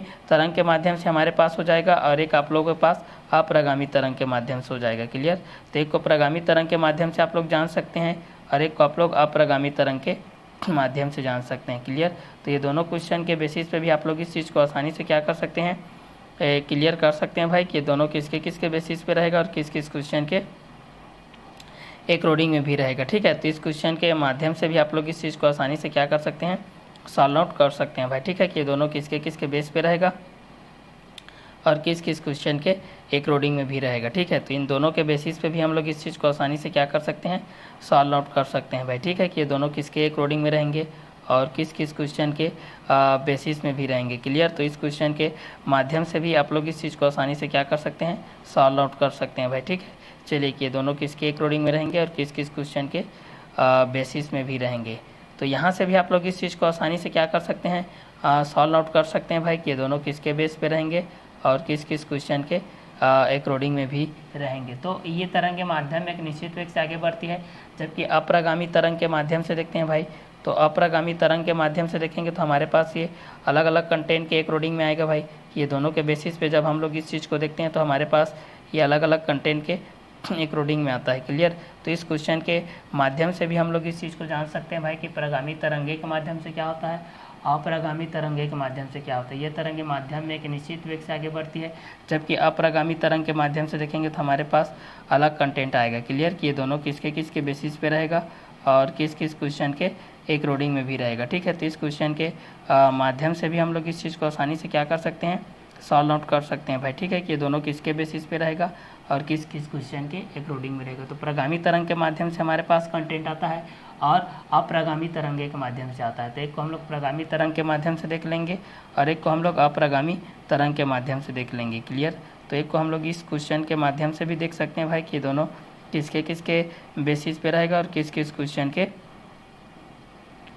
एक रोडिंग में भी रहेगा। ठीक है, तो इस क्वेश्चन के माध्यम से भी हम लोग इस चीज़ को आसानी से क्या कर सकते हैं, सॉल्व आउट कर सकते हैं भाई। ठीक है, कि ये दोनों किसके बेसिस पे रहेगा और किस किस क्वेश्चन के एक रोडिंग में भी रहेगा। ठीक है, तो इस क्वेश्चन के माध्यम से भी आप लोग इस चीज़ को आसानी से क्या कर सकते हैं, सॉल्व आउट कर सकते हैं भाई। ठीक है, कि ये दोनों किसके किसके बेस पे रहते हैं और किस किस क्वेश्चन के एक रोडिंग में भी रहते हैं। ठीक है, तो इस क्वेश्चन के माध्यम से भी आप लोग इस चीज़ को आसानी से क्या कर सकते हैं, सॉल्व आउट कर सकते हैं भाई कि ये दोनों किसके बेस पे रहेंगे और किस किस क्वेश्चन के एक रोडिंग में भी रहेंगे। क्लियर।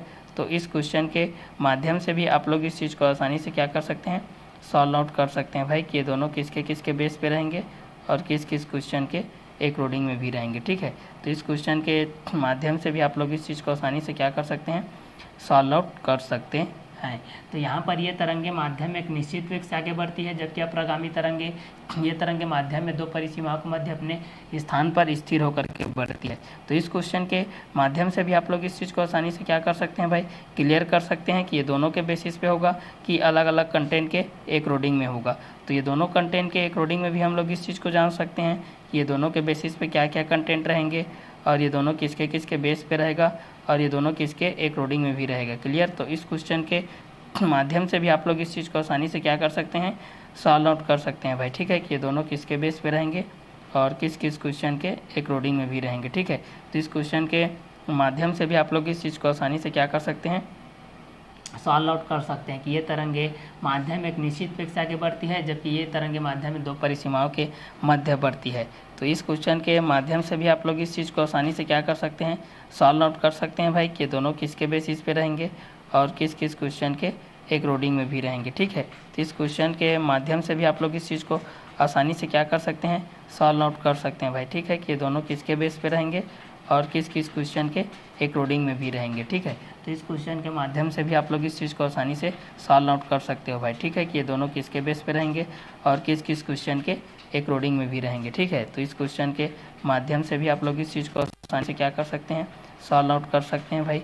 ये आप लोग पास प्रगामी तरंग के माध्यम से आता है कि अप्रगामी तरंग के माध्यम से आता है। तो एक को हम लोग प्रगामी तरंग के बेसिस पे देखते हैं और एक को हम लोग अप्रगामी तरंग के माध्यम से देखते हैं। तो एक को हम लोग प्रगामी तरंग के माध्यम से देख सकते हैं, एक को हम लोग अप्रगामी तरंग के माध्यम से भी देख सकते हैं कि प्रगामी तरंग के माध्यम से क्या होता है और अप्रगामी तरंग के माध्यम से भी क्या होता है। तो एक को हम लोग प्रगामी के माध्यम से क्लियर कर सकते हैं और एक को हम लोग अप्रगामी के माध्यम से क्लियर कर सकते हैं। तो ये तरंगे माध्यम में एक निश्चित वेग से आगे बढ़ती है, जबकि अप्रगामी तरंगे दो परिसीमाओं के बीच में बढ़ती है भाई, दो परिसीमाओं के बेसिस पे बढ़ता है। क्लियर, तो दोनों कंटेंट के अकॉर्डिंग में भी हम लोग इस चीज़ को आसानी से क्या कर सकते हैं, सॉल्व आउट कर सकते हैं भाई। ठीक है, तो चलिए इन क्वेश्चनों के बेसिस पे भी हम लोग इस चीज़ को आसानी से क्या कर सकते हैं, सॉल्व आउट कर सकते हैं कि ये दोनों किसके किसके बेस पे रहेगा और किस किस क्वेश्चन के एक रोडिंग में भी रहेगा। क्लियर, तो चलिए इस क्वेश्चन के माध्यम से भी हम लोग इस चीज़ को आसानी से क्या कर सकते हैं,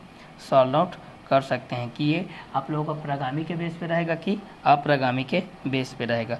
तो हम लोग प्रगामी के बेसिस पे भी हम लोग इस चीज़ को जान सकते हैं और अप्रगामी के बेसिस पे जान सकते हैं कि प्रगामी के बेस पे क्या होता है और अप्रगामी के बेस पे क्या होता है। क्लियर, तो एक को हम लोग प्रगामी के बेस पे जान सकते हैं और एक को हम लोग अप्रगामी तरंग के माध्यम से भी जान सकते हैं कि प्रगामी के तरंग के माध्यम से क्या होता है और अप्रगामी तरंग के माध्यम से क्या होता है। क्लियर, तो इन दोनों क्वेश्चनों के बेसिस पे भी आप लोग इस चीज़ को आसानी से क्या कर सकते हैं, सॉल्व आउट कर सकते हैं भाई। ठीक है, कि ये दोनों किसके बेस पे रहेगा, तरंग के माध्यम से रहेगा, अनुप्रस्थ के बेसिस पे रहता है कि अनुदैर्ध्य के बेसिस पे रहता है। क्लियर, एक आप लोगों के अनुप्रस्थ के बेस पे रहता है, एक आप लोगों के अनुदैर्ध्य के माध्यम से रहता है। तो एक को हम लोग अनुप्रस्थ के माध्यम से कर सकते हैं और एक को हम लोग अनुदैर्ध्य के माध्यम से कर सकते हैं। क्लियर, कि अनुप्रस्थ के बेस पे क्या हो जाएगा और अनुदैर्ध्य के बेसिस पे भी क्या हो जाएगा। तो इस क्वेश्चन के माध्यम से भी हम लोग इस चीज़ को आसानी से क्या कर सकते हैं, क्लियर कर सकते हैं भाई कि ये दोनों किसके किसके बेस पे रहेगा और किस किस क्वेश्चन के एक रोडिंग में भी रहेगा। तो इस क्वेश्चन के बेस पे भी हम लोग इस चीज़ को आसानी से क्या कर सकते हैं, सॉल्व आउट कर सकते हैं भाई। ठीक है, कि ये दोनों किसके एक रोडिंग में रहेगा और किस किस क्वेश्चन के बेसिस में भी रहेगा। तो इस क्वेश्चन के माध्यम से भी हम लोग इस चीज़ को आसानी से क्या कर सकते हैं, क्लियर कर सकते हैं कि तरंग के माध्यम से क्या होता है, अनुप्रस्थ के माध्यम से क्या होता है, अनुदैर्ध्य के माध्यम से क्या होता है। तो इन दोनों क्वेश्चनों के माध्यम से भी हम लोग इस चीज़ को आसानी से क्या कर सकते हैं, क्लियर कर सकते हैं भाई। ठीक है, तो चलिए इस क्वेश्चन के बेस पे भी हम लोग इस चीज़ को देख लेते हैं कि ये दोनों और किसके किसके बेस पे रहेगा और किस किस क्वेश्चन के एक रोडिंग में भी रहेगा। क्लियर, तो चलिए इस क्वेश्चन के माध्यम से भी हम लोग इस चीज़ को आसानी से क्या कर सकते हैं, सॉल्व आउट कर सकते हैं कि ये दोनों किसके किसके बेस पे रहेगा और किस किस क्वेश्चन के एक रोडिंग में भी रहेगा। क्लियर, तो चलिए इस क्वेश्चन के माध्यम से भी हम लोग इस चीज़ को आसानी से क्या कर सकते हैं, सॉल्व आउट कर सकते हैं भाई कि ये दोनों किसके बेस पे रहेंगे और किस किस क्वेश्चन के अंतराल में भी रहेंगे। तो अनुप्रस्थ के माध्यम से होता है और एक हमारे पास अनुदैर्ध्य के माध्यम से होता है। एक आप लोग पास अनुप्रस्थ के माध्यम से होता है और एक किसके माध्यम से होता है, एक आप लोग पास अनुदैर्ध्य के माध्यम से होता है। तो एक को हम लोग अनुप्रस्थ के माध्यम से देखेंगे और एक को हम लोग किसके माध्यम से देखेंगे भाई, अनुदैर्ध्य के माध्यम से देखेंगे। तो अनुदैर्ध्य के माध्यम से क्या होता है और अनुप्रस्थ के माध्यम से क्या होता है, इन दोनों के बेसिस पे भी हम लोग इस चीज़ को आसानी से क्या कर सकते हैं, सॉल्व आउट कर सकते हैं भाई। ठीक है, कि ये दोनों किसके बेसिस पे रहेगा और ये दोनों किस किस क्वेश्चन के एक रोडिंग में भी रहेगा। क्लियर, तो इस क्वेश्चन के बेस पे भी आप लोग इस चीज़ को आसानी से क्या कर सकते हैं, सॉल्व आउट कर सकते हैं भाई। ठीक है, कि ये दोनों किसके बेस पे रहेगा और किस किस क्वेश्चन के एक रोडिंग में भी रहेगा। क्लियर, तो यहाँ से हम लोग देख सकते हैं प्रगामी तरंग के माध्यम से और अप्रगामी तरंग के माध्यम से, क्योंकि प्रगामी तरंग में हमारे पास ये होता है कि ये तरंगे माध्यम में एक निश्चित वेग से आगे बढ़ती है और जबकि अप्रगामी तरंगे, ये तरंगे माध्यम में दो परिसीमाओं के मध्य अपने स्थान पर स्थिर रहते हैं। तो प्रगामी तरंगे ये तरंगे माध्यम में एक निश्चित वेग से आगे बढ़ती है, जबकि अप्रगामी तरंगे ये तरंगे माध्यम में दो परिसीमाओं के मध्य अपने स्थान पर स्थिर रहते हैं। प्रगामी तरंगे आगे बढ़ने की क्रिया में अनुप्रस्थ तरंग में श्रृंग एवं गर्त तथा अनुदैर्ध्य तरंग में संपीड़न एवं विरलन क्रमिक रूप से उत्पन्न तथा लुप्त होते रहते हैं। सेकेंड कंटेंट के बेस पे यहाँ पर बोला जा रहा है, देखिए कि आगे बढ़ने की क्रिया में, किसमें, आगे बढ़ने की क्रिया में, आगे बढ़ने की क्रिया में अनुप्रस्थ तरंग में श्रृंग एवं गर्त तथा अनुदैर्ध्य तरंग में संपीड़न एवं विरलन क्रमिक रूप से उत्पन्न तथा लुप्त होते रहते हैं। यही श्रृंग गर्त या संपीड़न विरलन माध्यम में आगे बढ़कर तरंग गति का आभास कराते हैं। तरंग गति का क्या कराते हैं, आभास कराते हैं। तो सेकेंड के रूप में हम लोग इस चीज़ को बोल सकते हैं भाई कि आगे बढ़ने की क्रिया में अनुप्रस्थ तरंग में, आगे बढ़ने की क्रिया में अनुप्रस्थ तरंग में ना, आगे बढ़ने की क्रिया में अनुप्रस्थ तरंग के माध्यम से, आगे बढ़ने की क्रिया में हम लोग देख सकते हैं अनुप्रस्थ क्रिया के माध्यम से, ठीक है। तो इस क्रिया के माध्यम से भी हम लोग इस चीज़ को जान सकते हैं भाई कि ये दोनों किसके अकॉर्डिंग में रहेंगे और ये दोनों किसके बेसिस में भी रहेगा। क्लियर। तो इस क्वेश्चन के माध्यम से भी हम लोग इस चीज़ को आसानी से क्या कर सकते हैं, जान सकते हैं भाई कि ये दोनों किसके बेसिस पे रहेगा और किस किस क्वेश्चन के अकॉर्डिंग में भी रहेगा, ठीक है। तो इसके क्वेश्चन के माध्यम से भी हम लोग इस चीज़ को जान सकते हैं भाई कि दोनों किसके बेसिस पे रहता है और किस किस क्वेश्चन के अकॉर्डिंग में भी रहता है। क्लियर। तो इस क्वेश्चन के माध्यम से भी हम लोग इस चीज़ को आसानी से क्या कर सकते हैं, सॉल्व आउट कर सकते हैं भाई, ठीक है, कि ये दोनों किसके किसके बेस पे रहेगा और किस किस क्वेश्चन के अकॉर्डिंग में भी रहेगा, ठीक है। तो इस क्वेश्चन के बेसिस पे भी हम लोग इस चीज़ को आसानी से क्या कर सकते हैं, सॉल्व आउट कर सकते हैं भाई, ठीक है, कि ये दोनों किसके किसके बेस पे रहेगा और किस किस क्वेश्चन के अकॉर्डिंग में भी रहेगा। क्लियर। तो इस क्वेश्चन के माध्यम में भी हम लोग इस चीज़ को आसानी से क्या कर सकते हैं, सॉल्व आउट कर सकते हैं भाई, ठीक है, कि ये दोनों किसके बेस पे रहेगा और ये दोनों किस किस क्वेश्चन के अकॉर्डिंग में भी रहेगा। क्लियर। तो इस क्वेश्चन के माध्यम से भी हम लोग इस चीज़ को आसानी से क्या कर सकते हैं, सॉल्व आउट कर सकते हैं भाई कि ये दोनों किसके बेसिस पे रहेगा और किस किस क्वेश्चन के अकॉर्डिंग में भी रहेगा। क्लियर। तो इस क्वेश्चन के माध्यम से भी हम लोग इस चीज़ को आसानी से क्या कर सकते हैं, सॉल्व आउट कर सकते हैं भाई, ठीक है, कि ये दोनों किसके बेस पे रहेगा और किस किस क्वेश्चन के अकॉर्डिंग में भी रहेगा। क्लियर। तो इस क्वेश्चन के माध्यम से भी हम लोग इस चीज़ को आसानी से क्या कर सकते हैं, सॉल्व आउट कर सकते हैं। क्लियर, कि ये दोनों किसके बेसिस पे रहेंगे और किस किस क्वेश्चन के अकॉर्डिंग में भी रहेंगे। क्लियर। तो इस क्वेश्चन के माध्यम में भी हम लोग इस चीज़ को आसानी से क्या कर सकते हैं, सॉल्व आउट कर सकते हैं भाई कि प्रगामी तरंग के माध्यम से क्या होता है और अप्रगामी तरंग के माध्यम से क्या होता है। तो इस क्वेश्चन के बेस पे भी आप लोग इस चीज़ को आसानी से क्या कर सकते हैं, सॉल्व आउट कर सकते हैं कि ये दोनों के बेसिस पे क्या क्या कंटेंट रहेगा और तीनों के बेसिस पे भी क्या क्या कंटेंट रहेगा। तो इस क्वेश्चन के माध्यम से भी आप लोग इस चीज़ को आसानी से क्या कर सकते हैं, सॉल्व आउट कर सकते हैं भाई, ठीक है, कि ये दोनों किसके बेसिस पे रहेंगे और किस किस क्वेश्चन के अकॉर्डिंग में भी रहेंगे। क्लियर। तो चलिए इस क्वेश्चन के माध्यम से भी हम लोग इस चीज़ को देख लेते हैं भाई कि ये किसके किसके बेस पे रहेंगे और किस किस क्वेश्चन के अकॉर्डिंग में रहेंगे। तो प्रगामी तरंग के माध्यम से जान सकते हैं और अप्रगामी तरंग के माध्यम से जान सकते हैं। एक हमारे पास प्रगामी तरंग के बेसिस पे होता है और एक आप लोग पास अप्रगामी तरंग के बेसिस पे होता है। तो एक को हम लोग प्रगामी तरंग के बेस पे जान सकते हैं और एक को हम लोग अप्रगामी तरंग के बेस पे जान सकते हैं, ठीक है। तो प्रगामी तरंग के माध्यम से भी जान सकते हैं और अप्रगामी तरंग के माध्यम से भी जान सकते हैं कि प्रगामी तरंग के बेसिस पे क्या होता है और अप्रगामी तरंग के बेसिस पे भी क्या होता है। तो इस क्वेश्चन के माध्यम से भी हम लोग इस चीज़ को क्या कर सकते हैं, आसानी से क्लियर कर सकते हैं भाई, ठीक है, कि ये दोनों किसके किसके बेस पे रहेगा और किस किस क्वेश्चन के अकॉर्डिंग में भी रहेगा। तो ये तरंगे माध्यम में एक निश्चित वेग से आगे बढ़ती है और अलग अलग माध्यम में इनका वेग अलग अलग होता है, जबकि अप्रगामी तरंगे ये तरंगे माध्यम में दो परिसीमाओं के मध्य अपने स्थान पर स्थिर रहते हैं।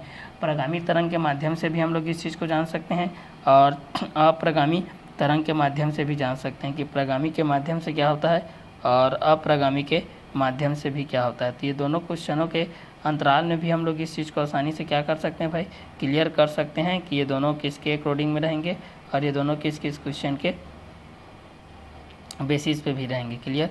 तो चलिए इस क्वेश्चन के बेसिस पे भी हम लोग इस चीज़ को आसानी से क्या कर सकते हैं, सॉल्व आउट कर सकते हैं भाई कि ये दोनों किसके बेस पे रहेंगे और ये दोनों किस किस क्वेश्चन के अकॉर्डिंग में भी रहेंगे, ठीक है। तो इस क्वेश्चन के माध्यम से भी हम लोग इस चीज़ को आसानी से क्या कर सकते हैं, सॉल्व आउट कर सकते हैं भाई, ठीक है।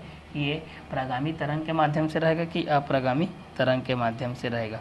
तो प्रगामी तरंग के माध्यम से जान सकते हैं और अप्रगामी तरंग के माध्यम से भी हम लोग इस चीज़ को क्लियर कर सकते हैं। तो आगे बढ़ने की क्रिया में अनुप्रस्थ तरंग में श्रृंग एवं गर्त तथा अनुदैर्ध्य तरंग में संपीड़न एवं विरलन क्रमिक रूप से उत्पन्न तथा लुप्त होते रहते हैं, जबकि यही श्रृंग गर्त या संपीड़न विरलन माध्यम में आगे बढ़कर तरंग गति का आभास कराते रहते हैं। तरंग गति का आभास क्या कराते रहते हैं? ये लोग कराते रहते हैं भाई।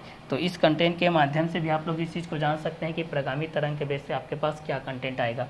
तो ये जबकि अप्रगामी तरंगे अनुप्रस्थ तरंगों में श्रृंग व गर्त तथा अनुदैर्ध्य तरंगों में संपीड़न व विरलन नियत स्थानों पर ही एकांतर क्रम में उत्पन्न व लुप्त होते रहते हैं तथा आगे नहीं बढ़ते हैं। क्लियर?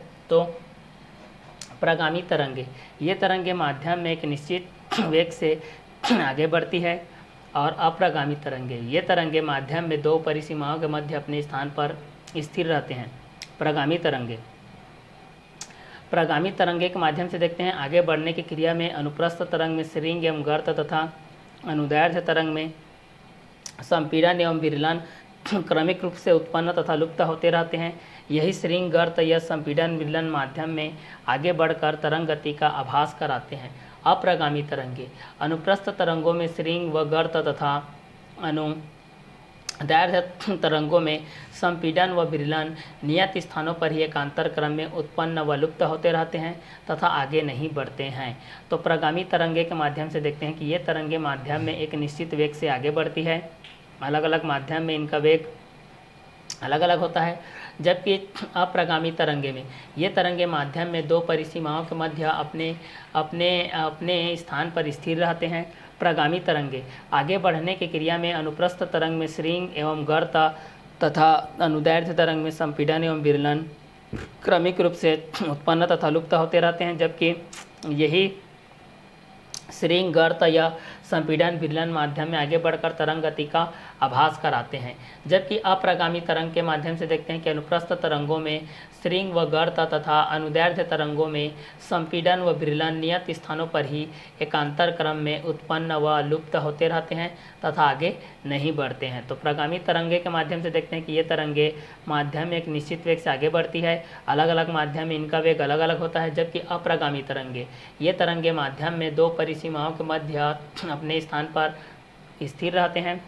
आगे बढ़ने की क्रिया में अनुप्रस्थ तरंग में श्रृंग एवं गर्त तथा अनुदैर्ध्य तरंग में संपीड़न एवं विरलन क्रमिक रूप से उत्पन्न तथा लुप्त होते रहते हैं। यही श्रृंग गर्त या संपीड़न विरलन माध्यम में आगे बढ़कर तरंग गति का आभास कराते हैं, जबकि अनुप्रस्थ तरंगों में श्रृंग व गर्त तथा अनुदैर्ध्य तरंगों में संपीड़न व विरलन नियत स्थानों पर ही एकांतर क्रम में उत्पन्न व लुप्त होते रहते हैं तथा आगे नहीं बढ़ते हैं। तो प्रगामी तरंग में देख सकते हैं भाई कि ये तरंगे माध्यम में एक निश्चित वेग से आगे बढ़ती है। अलग अलग माध्यम में इनका वेग अलग अलग होता है, जबकि अप्रगामी तरंगे ये तरंगे माध्यम में दो परिसीमाओं के मध्य अपने अपने स्थान पर स्थिर रहते हैं। तो प्रगामी तरंग के माध्यम से देख सकते हैं कि ये तरंगे माध्यम में एक निश्चित वेग से आगे बढ़ती है। अलग अलग माध्यम में इनका वेग अलग अलग होता है, जबकि अप्रगामी तरंगे ये तरंगे माध्यम में दो परिसीमाओं के मध्य अपने स्थान पर स्थिर रहते हैं। तो इस क्वेश्चन के माध्यम से भी आप लोग इस चीज़ को जान सकते हैं कि भाई ये दोनों किसके बेस पे रहेंगे और ये दोनों किस किस क्वेश्चन के एक रोडिंग में भी रहेंगे। ठीक है, तो इस क्वेश्चन के माध्यम से भी आप लोग इस चीज़ को आसानी से क्या कर सकते हैं, क्लियर कर सकते हैं भाई। ठीक है कि ये दोनों किसके बेस पे रहेंगे और किस किस क्वेश्चन के एक रोडिंग में भी रहेंगे। ठीक है, तो इस क्वेश्चन के माध्यम से भी आप लोग इस चीज़ को आसानी से क्या कर सकते हैं, सॉल्व आउट कर सकते हैं भाई। ठीक है कि ये दोनों किसके किसके बेस पे रहेंगे और किस किस क्वेश्चन के एक रोडिंग में रहेंगे। तो प्रगामी तरंगे के माध्यम से जान सकते हैं कि ये तरंगे माध्यम में एक निश्चित वेग से आगे बढ़ती है। अलग अलग माध्यम में इनका वेग अलग अलग होता है, जबकि अप्रगामी तरंगे ये तरंगे माध्यम में दो परिसीमाओं के मध्य अपने स्थान पर स्थिर रहते हैं। तो प्रगामी तरंगे ये तरंगे माध्यम में एक निश्चित वेग से आगे बढ़ती है। अलग अलग माध्यम में इनका वेग अलग अलग होता है, जबकि अप्रगामी तरंगे ये तरंगे माध्यम में दो परिसीमाओं के मध्य अपने स्थान पर स्थिर रहते हैं। प्रगामी तरंगे आगे बढ़ने की क्रिया में अनुप्रस्थ तरंग में श्रृंग एवं गर्त तथा अनुदैर्ध्य तरंग में संपीड़न एवं विरलन क्रमिक रूप से उत्पन्न तथा लुप्त होते रहते हैं। यही श्रृंग गर्त या संपीड़न विरलन माध्यम में आगे बढ़कर तरंग गति का आभास कराते हैं। अप्रगामी तरंगे अनुप्रस्थ तरंगों में श्रृंग वह गर्त तथा अनुदैर्ध्य तरंगों में संपीड़न व विरलन नियत स्थानों पर ही एकांतर क्रम में उत्पन्न व लुप्त होते रहते हैं तथा आगे नहीं बढ़ते हैं। क्लियर। तो प्रगामी तरंग के माध्यम से जान सकते हो और अप्रगामी तरंग के माध्यम से जान सकते हो। प्रगामी तरंग के माध्यम से क्या हो जाएगा कि ये तरंगे माध्यम में एक निश्चित वेग से आगे बढ़ती है, अलग अलग माध्यम में इनका वेग अलग अलग होता है, जबकि अप्रगामी तरंगे ये तरंगे माध्यम में दो परिसीमाओं के मध्य अपने स्थान पर स्थिर रहते हैं। प्रगामी तरंगे आगे बढ़ने की क्रिया में अनुप्रस्थ तरंग में श्रृंग एवं गर्त तथा अनुदैर्ध्य तरंग में संपीड़न एवं विरलन क्रमिक रूप से उत्पन्न तथा लुप्त होते रहते हैं। यही श्रृंग गर्त संपीड़न विरलन माध्यम में आगे बढ़कर तरंग गति का भास कराते हैं। अप्रगामी तरंगे अनुप्रस्थ तरंगों में श्रृंग व गर्त तथा अनुदैर्ध्य तरंगों में संपीड़न व विरलन नियत स्थानों पर एकांतर क्रम में उत्पन्न व लुप्त होते रहते हैं तथा आगे नहीं बढ़ते हैं। तो प्रगामी के माध्यम से जान सकते हो और अप्रगामी के माध्यम से भी हम आप लोग इस दोनों चीज़ को क्या कर सकते हैं, क्लियर कर सकते हैं। थर्ड नंबर के बेस पे आपके पास ये दिया गया, सेकंड नंबर में ये दिया गया था, थर्ड में ये दिया गया कि इन तरंगों द्वारा माध्यम में ऊर्जा का स्थानांतरण होता है क्योंकि ये गतिशील होते हैं। देखिए प्रगामी तरंगे क्या होती है, इन तरंगों द्वारा माध्यम में ऊर्जा का स्थानांतरण होता है क्योंकि ये गतिशील होते हैं। अप्रगामी तरंगे स्थिर होने के कारण इन तरंगों द्वारा ऊर्जा का स्थानांतरण होता है। स्थिर होने के कारण इन तरंगों द्वारा ऊर्जा का स्थानांतरण ही होता है। तो स्थिर होने के कारण इन तरंगों द्वारा ऊर्जा का स्थानांतरण ही होता है। स्थिर होने के कारण इन तरंगों द्वारा ऊर्जा का स्थानांतरण ही होता है। ठीक है। तो अप्रगामी तरंगे के माध्यम से जान सकते हैं कि इन तरंगों द्वारा माध्यम में ऊर्जा का स्थानांतरण होता है क्योंकि ये गतिशील होते हैं। अप्रगामी तरंगे स्थिर होने के कारण इन तरंगों द्वारा ऊर्जा का स्थानांतरण ही होता है। तो प्रगामी तरंगे ये तरंगे माध्यम में एक निश्चित वेग से आगे बढ़ती है, अलग अलग माध्यम में इनका वेग अलग अलग होता है। अप्रगामी तरंगे ये तरंगे माध्यम में दो परिसीमाओं के मध्य अपने अपने स्थान पर स्थिर रहते हैं। प्रगामी तरंगे आगे बढ़ने की क्रिया में अनुप्रस्थ तरंग में श्रृंग एवं गर्त तथा अनुदैर्ध्य तरंग में संपीड़न एवं विरलन क्रमिक रूप से उत्पन्न तथा लुप्त होते रहते हैं। यही श्रृंग गर्त या संपीड़न विरलन माध्यम में आगे बढ़कर तरंग गति का भास कराते हैं। अप्रगामी तरंगे अनुप्रस्थ तरंगों में श्रृंग व गर्त तथा अनुदैर्ध्य तरंगों में संपीड़न व विरलन नियत स्थानों पर एकांतर क्रम में उत्पन्न व लुप्त होते रहते हैं तथा आगे नहीं बढ़ते हैं। इन तरंगों द्वारा माध्यम में ऊर्जा का स्थानांतरण होता है क्योंकि ये गतिशील होते हैं। स्थिर होने के कारण इन तरंगों द्वारा ऊर्जा का स्थानांतरण ही होता है। तो एक हम लोग प्रगामी के माध्यम से जान सकते हैं, एक हम लोग अप्रगामी के माध्यम से जान सकते हैं भाई। ठीक है कि प्रगामी के बेसिस पे क्या होता है और अप्रगामी के बेसिस पे क्या होता है। तो प्रगामी के बेसिस पे क्या होता है कि ये तरंग के माध्यम में एक निश्चित वेग से आगे बढ़ती है, जबकि अलग अलग माध्यम में इनका वेग अलग अलग होता है। क्लियर। तो इस क्वेश्चन के बेस पे भी आप लोग इस चीज़ को जान सकते हैं भाई कि ये दोनों किसके बेस पे रहेंगे और किस किस क्वेश्चन के एक रोडिंग में भी रहेंगे। ठीक है। तो इस क्वेश्चन के माध्यम से भी आप लोग इस चीज़ को आसानी से क्या कर सकते हैं, क्लियर कर सकते हैं भाई। ठीक है कि ये दोनों किसके बेस पे रहेंगे और ये दोनों किस किस क्वेश्चन के एक रोडिंग में भी रहेंगे। ठीक है। तो इस क्वेश्चन के माध्यम से भी आप लोग इस चीज़ को आसानी से क्या कर सकते हैं, सॉल्व आउट कर सकते हैं भाई। ठीक है कि प्रगामी तरंगे किसके माध्यम से होगा और अप्रगामी तरंगे किसके माध्यम से होगा। तो प्रगामी तरंगे ये तरंगे माध्यम में एक निश्चित वेग से आगे बढ़ती है, अलग अलग माध्यम में इनका वेग अलग अलग होता है, जबकि अप्रगामी तरंगे ये तरंगे माध्यम में दो परिसीमाओं के मध्य अपने अपने स्थान पर स्थिर रहते हैं। आगे बढ़ने की क्रिया में अनुप्रस्थ तरंग में श्रृंग एवं गर्त तथा अनुदैर्ध्य तरंग में संपीड़न एवं विरलन क्रमिक रूप से उत्पन्न तथा लुप्त होते रहते हैं। यही श्रृंग गर्त या संपीड़न विरलन माध्यम में आगे बढ़कर तरंग गति का आभास कराते रहते हैं। तो इन तरंगों द्वारा माध्यम में ऊर्जा का स्थानांतरण भी होते रहता है। ऊर्जा का क्या होते रहता है भाई, स्थानांतरण भी होते रहता है। तो ऊर्जा के स्थानांतरण के माध्यम से भी आप लोग इस चीज़ को जान सकते हैं भाई कि ये दोनों किसके किसके बेस पे रहेगा और ये दोनों किस किस क्वेश्चन के एक रोडिंग में भी रहेगा। ठीक है। तो इस क्वेश्चन के माध्यम से भी आप लोग इस चीज़ को जान सकते हैं भाई कि ये दोनों किसके बेसिस पे रहेगा और किस किस क्वेश्चन के एक रोडिंग में भी रहेगा। ठीक है। तो इस क्वेश्चन के माध्यम से भी आप लोग इस चीज़ को जान सकते हैं भाई कि ये दोनों किसके बेस पे रहेगा और किस किस क्वेश्चन के एक रोडिंग में भी रहेगा। ठीक है। तो इस क्वेश्चन के माध्यम से भी आप लोग इस चीज़ को जान सकते हैं भाई कि ये दोनों किसके बेस पे रहेगा और ये दोनों किसके एक रोडिंग में भी रहेगा। ठीक है। तो इस क्वेश्चन के माध्यम से भी आप लोग दोनों चीज़ों को क्लियर कर सकते हैं कि प्रगामी तरंग के माध्यम से क्या होता है और अप्रगामी तरंग के माध्यम से क्या होता है। एक प्रगामी तरंग के माध्यम से होता है, एक अप्रगामी तरंग के माध्यम से होता है। तो एक को हम लोग प्रगामी तरंग के बेसिस पे जान सकते हैं और एक को हम लोग अप्रगामी तरंग के माध्यम से भी जान सकते हैं। तो प्रगामी तरंग के माध्यम से क्या होता है और अप्रगामी तरंग के माध्यम से भी क्या होता है, इस कंटेंट के अकॉर्डिंग में भी हम लोग इस चीज़ को आसानी से क्या कर सकते हैं, सॉल्व आउट कर सकते हैं भाई। ठीक है कि ये दोनों किसके बेसिस पे रहेंगे और किस किस क्वेश्चन के अकॉर्डिंग में भी रहेंगे। ठीक है, तो इस क्वेश्चन के माध्यम से भी हम लोग इस चीज़ को आसानी से क्या कर सकते हैं, सॉल्व आउट कर सकते हैं भाई। ठीक है कि ये दोनों किसके बेसिस पे रहेंगे और ये दोनों किस किस क्वेश्चन के अकॉर्डिंग में भी रहेंगे। क्लियर। तो इस क्वेश्चन के माध्यम से भी हम लोग इस चीज़ को आसानी से क्या कर सकते हैं, सॉल्व आउट कर सकते हैं भाई कि ये दोनों किसके किसके बेस पे रहेंगे और किस किस क्वेश्चन के अकॉर्डिंग में भी रहेंगे। ठीक है, तो इस क्वेश्चन के माध्यम से भी हम लोग इस चीज़ को आसानी से क्या कर सकते हैं, सॉल्व आउट कर सकते हैं कि ये दोनों किसके बेस पे रहेंगे और ये दोनों किस किस क्वेश्चन के अकॉर्डिंग में भी रहेंगे। ठीक है, तो इस क्वेश्चन के माध्यम से भी हम लोग इस चीज़ को आसानी से क्या कर सकते हैं भाई, क्लियर कर सकते हैं कि ये दोनों किसके किसके बेस पे रहेंगे और किस किस क्वेश्चन के अकॉर्डिंग में भी रहेंगे। क्लियर। तो चलिए इसके माध्यम से भी हम लोग इसको 1 बाय 1 करके सॉल्व करते हुए जाते हैं भाई कि ये प्रगामी तरंग के माध्यम से क्या होता है और अप्रगामी तरंग के माध्यम से क्या होता है। क्योंकि प्रगामी तरंग में तो ये बोल दिया गया है भाई कि ये तरंगे माध्यम में एक निश्चित वेग से आगे बढ़ती है और अलग अलग माध्यम में इनका वेग अलग अलग होता है। जबकि अप्रगामी तरंगे में ये बोला गया है कि ये तरंगे माध्यम में दो परिसीमाओं के मध्य अपने स्थान पर स्थिर रहते हैं। प्रगामी तरंगे में ये बोला गया है कि आगे बढ़ने की क्रिया में अनुप्रस्थ तरंग में श्रृंग एवं गर्त तथा अनुदैर्ध्य तरंग में संपीड़न एवं विरलन क्रमिक रूप से उत्पन्न तथा लुप्त होते रहते हैं। यही श्रृंग गर्त या संपीड़न विरलन माध्यम में आगे बढ़कर तरंग गति का आभास कराते हैं। और अप्रगामी तरंगे में ये बोला गया है कि ये तरंगे माध्यम में दो परिसीमाओं के मध्य अपने स्थान पर स्थिर रहते हैं। अनुप्रस्थ तरंगों में श्रृंग व गर्त तथा अनुदैर्ध्य तरंगों में संपीड़न व विरलन नियत स्थानों पर ही एकांतर क्रम में उत्पन्न व लुप्त होते रहते हैं तथा आगे नहीं बढ़ते हैं। तो प्रगामी तरंगे में बोल सकते हैं भाई कि ये तरंगे माध्यम में एक निश्चित वेग से आगे बढ़ती है। अलग अलग माध्यम में इनका वेग अलग अलग होता है। अप्रगामी तरंगे ये तरंग के माध्यम में दो परिसीमाओं के मध्य अपने स्थान पर स्थिर रहते हैं।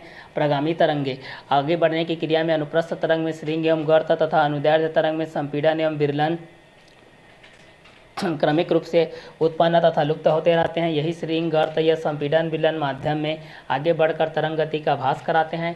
अनुप्रस्थ तरंगों में श्रृंग व गर्त तथा अनुदैर्ध्य तरंगों में संपीड़न व विरलन नियत स्थानों पर ही एकांतर क्रम में उत्पन्न व लुप्त होते रहते हैं तथा आगे नहीं बढ़ते हैं। इन तरंगों द्वारा माध्यम में ऊर्जा का स्थानांतरण होता है क्योंकि ये गतिशील होते हैं। अप्रगामी तरंगे स्थिर होने के कारण इन तरंगों द्वारा ऊर्जा का स्थानांतरण ही होता है। तो प्रगामी तरंगे के माध्यम से होता है कि यह तरंगे माध्यम में एक निश्चित वेग से आगे बढ़ती है। अलग अलग माध्यम में इनका वेग अलग अलग होता है। अप्रगामी तरंगे ये तरंगे माध्यम में दो परिसीमाओं के मध्य अपने अपने स्थान पर स्थिर रहते हैं। आगे बढ़ने की क्रिया में अनुप्रस्थ तरंग में श्रृंग एवं गर्त तथा अनुदैर्ध्य तरंग में संपीड़न एवं विरलन क्रमिक रूप से उत्पन्न तथा लुप्त होते रहते हैं। यही श्रृंग गर्त या संपीड़न विरलन माध्यम में आगे बढ़कर तरंग गति का आभास कराते हैं। अनुप्रस्थ तरंगों में श्रृंग व गर्त तथा अनुदैर्ध्य तरंगों में संपीड़न व विरलन नियत स्थानों पर एकांतर क्रम में उत्पन्न व लुप्त होते रहते हैं तथा आगे नहीं बढ़ते हैं। इन तरंगों द्वारा माध्यम में ऊर्जा का स्थानांतरण होता है क्योंकि ये गतिशील होते हैं। स्थिर होने के कारण इन तरंगों द्वारा ऊर्जा का स्थानांतरण ही होता है। क्लियर। तो प्रगामी तरंगे के माध्यम से जान सकते हैं, अप्रगामी तरंगे के माध्यम से जान सकते हैं कि प्रगामी के बेसिस पे क्या हो जाएगा और आपके पास अप्रगामी के बेसिस पे क्या हो जाएगा। तो इन दोनों कंटेंटों के अनुसार से भी आप लोग इस चीज़ को जान सकते हैं भाई कि प्रगामी के बेसिस पे आपके पास क्या क्या कंटेंट आएंगे और अप्रगामी के बेसिस पे क्या क्या कंटेंट आएंगे। ठीक है, तो प्रगामी के माध्यम से जान सकते हैं भाई क्या क्या कंटेंट आएगा और अप्रगामी के माध्यम से जान सकते हैं कि ये दोनों किसके किसके बेस पे रहेंगे और किस किस क्वेश्चन के अकॉर्डिंग में भी रहेंगे। ठीक है, तो इस क्वेश्चन के माध्यम से भी हम लोग इस चीज़ को आसानी से क्लियर कर सकते हैं कि ये प्रगामी के माध्यम से क्या होगा, अप्रगामी के माध्यम से क्या होगा। क्योंकि अगर हम दोनों को लेकर के एक साथ चलते हैं भाई, क्योंकि यहाँ पर बोला गया है कि आगे बढ़ने की क्रिया में अनुप्रस्थ तरंग में श्रृंग एवं गर्त तथा अनुदैर्ध्य तरंग में संपीड़न एवं विरलन क्रमिक रूप से उत्पन्न तथा लुप्त होते रहते हैं। यही श्रृंग गर्त या संपीड़न विरलन माध्यम में आगे बढ़कर तरंग गति का भास कराते हैं। अनुप्रस्थ तरंगों में श्रृंग व गर्त तथा अनुदैर्ध्य तरंगों में संपीड़न व विरलन नियत स्थानों पर ही एकांतर क्रम में उत्पन्न व लुप्त होते रहते हैं तथा आगे नहीं बढ़ते हैं। इन तरंगों द्वारा माध्यम में ऊर्जा का स्थानांतरण होता है, क्योंकि ये गतिशील होते हैं, लेकिन इसमें स्थिर होने के कारण इन तरंगों द्वारा ऊर्जा का स्थानांतरण नहीं होता है। तो प्रगामी तरंगे के माध्यम से जान सकते हैं कि ये तरंगे माध्यम में एक निश्चित वेग से आगे बढ़ती है। अलग अलग माध्यम में इनका वेग अलग अलग होता है। अप्रगामी तरंगे, ये तरंगे माध्यम में दो परिसीमाओं के मध्य अपने अपने स्थान पर स्थिर रहते हैं। आगे बढ़ने की क्रिया में अनुप्रस्थ तरंग में श्रृंग एवं गर्त तथा अनुदैर्ध्य तरंग में संपीड़न एवं विरलन क्रमिक रूप से उत्पन्न तथा लुप्त होते रहते हैं। यही श्रृंग गर्त या संपीड़न विरलन माध्यम में आगे बढ़कर तरंग गति का भास कराते हैं। अनुप्रस्थ तरंगों में श्रृंग व गर्त तथा अनुदैर्ध्य तरंगों में संपीड़न व विरलन नियत स्थानों पर ही एकांतर क्रम में उत्पन्न व लुप्त होते रहते हैं तथा आगे नहीं बढ़ते हैं। इन तरंगों द्वारा माध्यम में ऊर्जा का स्थानांतरण होता है, क्योंकि ये गतिशील होते हैं। स्थिर होने के कारण इन तरंगों द्वारा ऊर्जा का स्थानांतरण ही होता है। तो प्रगामी तरंगे के माध्यम से जान सकते हैं। अप्रगामी तरंगे के माध्यम से जान सकते हैं कि ये तरंगे माध्यम में एक निश्चित वेग से आगे बढ़ती है। अलग अलग माध्यम में इनका वेग अलग अलग होता है। ये तरंगे माध्यम में दो परिसीमाओं के मध्य अपने अपने स्थान पर स्थिर रहते हैं। आगे बढ़ने की क्रिया में अनुप्रस्थ तरंग में श्रृंग एवं गर्त तथा अनुदैर्ध्य तरंग में संपीड़न एवं विरलन क्रमिक रूप से उत्पन्न तथा लुप्त होते रहते हैं। यही श्रृंग गर्त या संपीड़न विरलन माध्यम में आगे बढ़कर तरंग गति का आभास कराते हैं, जबकि अनुप्रस्थ तरंगों में श्रृंग व गर्त तथा अनुदैर्ध्य तरंगों में संपीड़न व विरलन नियत स्थानों पर ही एकांतर क्रम में उत्पन्न व लुप्त होते रहते हैं तथा आगे नहीं बढ़ते हैं। इन तरंगों द्वारा माध्यम में ऊर्जा का स्थानांतरण होता है, क्योंकि ये गतिशील होते हैं, जबकि अप्रगामी तरंगे स्थिर होने के कारण इन तरंगों द्वारा ऊर्जा का कोई भी स्थानांतरण नहीं होता है। भाई क्लियर। प्रगामी तरंगे और अप्रगामी तरंगे के बेसिस पे तो थर्ड हो गया। अब फोर्थ नंबर के बेस पे देखते हैं भाई, हमारे पास फोर्थ नंबर के बेस पे क्या आता है और फिफ्थ नंबर के बेसिस पे क्या आता है। चलिए, तो फोर्थ नंबर के बेस पे हम लोग इस चीज़ को देख लेते हैं भाई। फोर्थ नंबर के बेस पे हमारे पास क्या क्या कंटेंट आता है। तो इसमें देखिए, इसमें माध्यम के प्रत्येक कण अपनी माध्य स्थिति के दोनों ओर कंपन करते रहते हैं तथा इनका कंपन आयाम समान होता है। प्रगामी तरंगे के माध्यम से देखिए, इसमें माध्यम के प्रत्येक कण अपनी माध्य स्थिति के दोनों ओर कंपन करते रहते हैं तथा इनका कंपन आयाम समान होता है। प्रगामी तरंग के माध्यम से ये बोला जा रहा है कि इसमें माध्यम के प्रत्येक कण अपनी माध्य स्थिति के दोनों ओर कंपन करते रहते हैं तथा इनका कंपन आयाम समान होता है।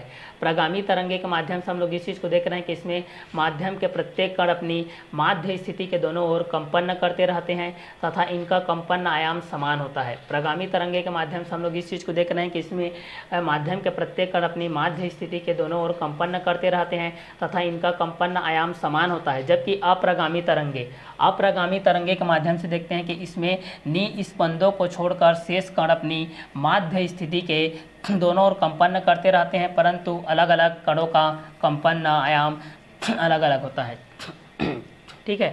तो अप्रगामी तरंग में बोला जा रहा है कि इसमें निस्पंदों को छोड़कर शेष कण अपनी माध्य स्थिति के दोनों ओर कंपन करते रहते हैं, परंतु अलग अलग कणों का कंपन आयाम अलग अलग होता है। क्या होता है? अलग अलग होता है। तो एक प्रगामी तरंग के माध्यम से होता है, एक अप्रगामी तरंग के माध्यम से होता है। तो प्रगामी के बेसिस पे क्लियर कर सकते हैं और अप्रगामी के माध्यम से भी हम लोग इस चीज़ को क्लियर कर सकते हैं कि प्रगामी के बेसिस पे क्या होता है और अप्रगामी के बेसिस पे क्या होता है। क्लियर। तो एक को हम लोग प्रगामी के माध्यम से क्लियर कर सकते हैं और एक को हम लोग अप्रगामी के माध्यम से क्लियर कर सकते हैं भाई। ठीक है कि ये प्रगामी के माध्यम से क्या होता है और अप्रगामी के माध्यम से क्या होता है। क्लियर। तो इस क्वेश्चन के माध्यम से भी हम लोग इस चीज़ को आसानी से क्या कर सकते हैं, क्लियर कर सकते हैं कि ये दोनों किसके बेस पे रहेंगे और ये दोनों किस किस क्वेश्चन के अकॉर्डिंग में भी रहेंगे। ठीक है। तो इस क्वेश्चन के माध्यम से भी हम लोग इस चीज़ को जान सकते हैं कि प्रगामी तरंगे के माध्यम से क्या होता है,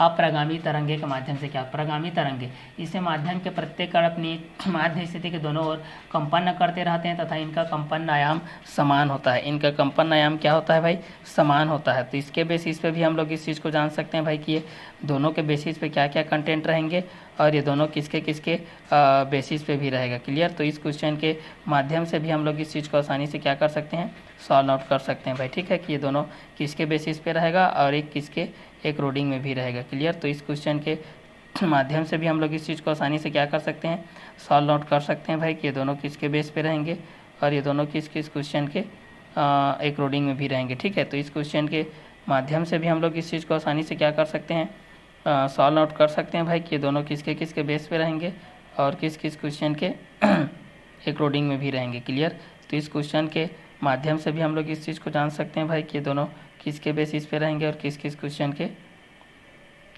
एक रोडिंग में भी रहेंगे। क्लियर, तो चलिए इस क्वेश्चन के माध्यम से भी हम लोग इस चीज़ को आसानी से क्या कर सकते हैं, सॉल्व आउट कर सकते हैं कि इसमें माध्यम के प्रत्येक कण अपनी माध्य स्थिति के दोनों ओर कंपन करते रहते हैं तथा इनका कंपन आयाम समान होता है। अप्रगामी तरंगे, इसमें इस बंदों को छोड़कर शेष कण अपनी माध्य स्थिति के बेसिस पे रहते हैं भाई, अपने माध्य स्थिति के दोनों ओर कंपन करते रहते हैं, परंतु अलग अलग कणों का कंपन आयाम अलग अलग होता है। इस बेसिस पे आप लोग पास ये अलग अलग कंटेंट के अनुसार आते हैं।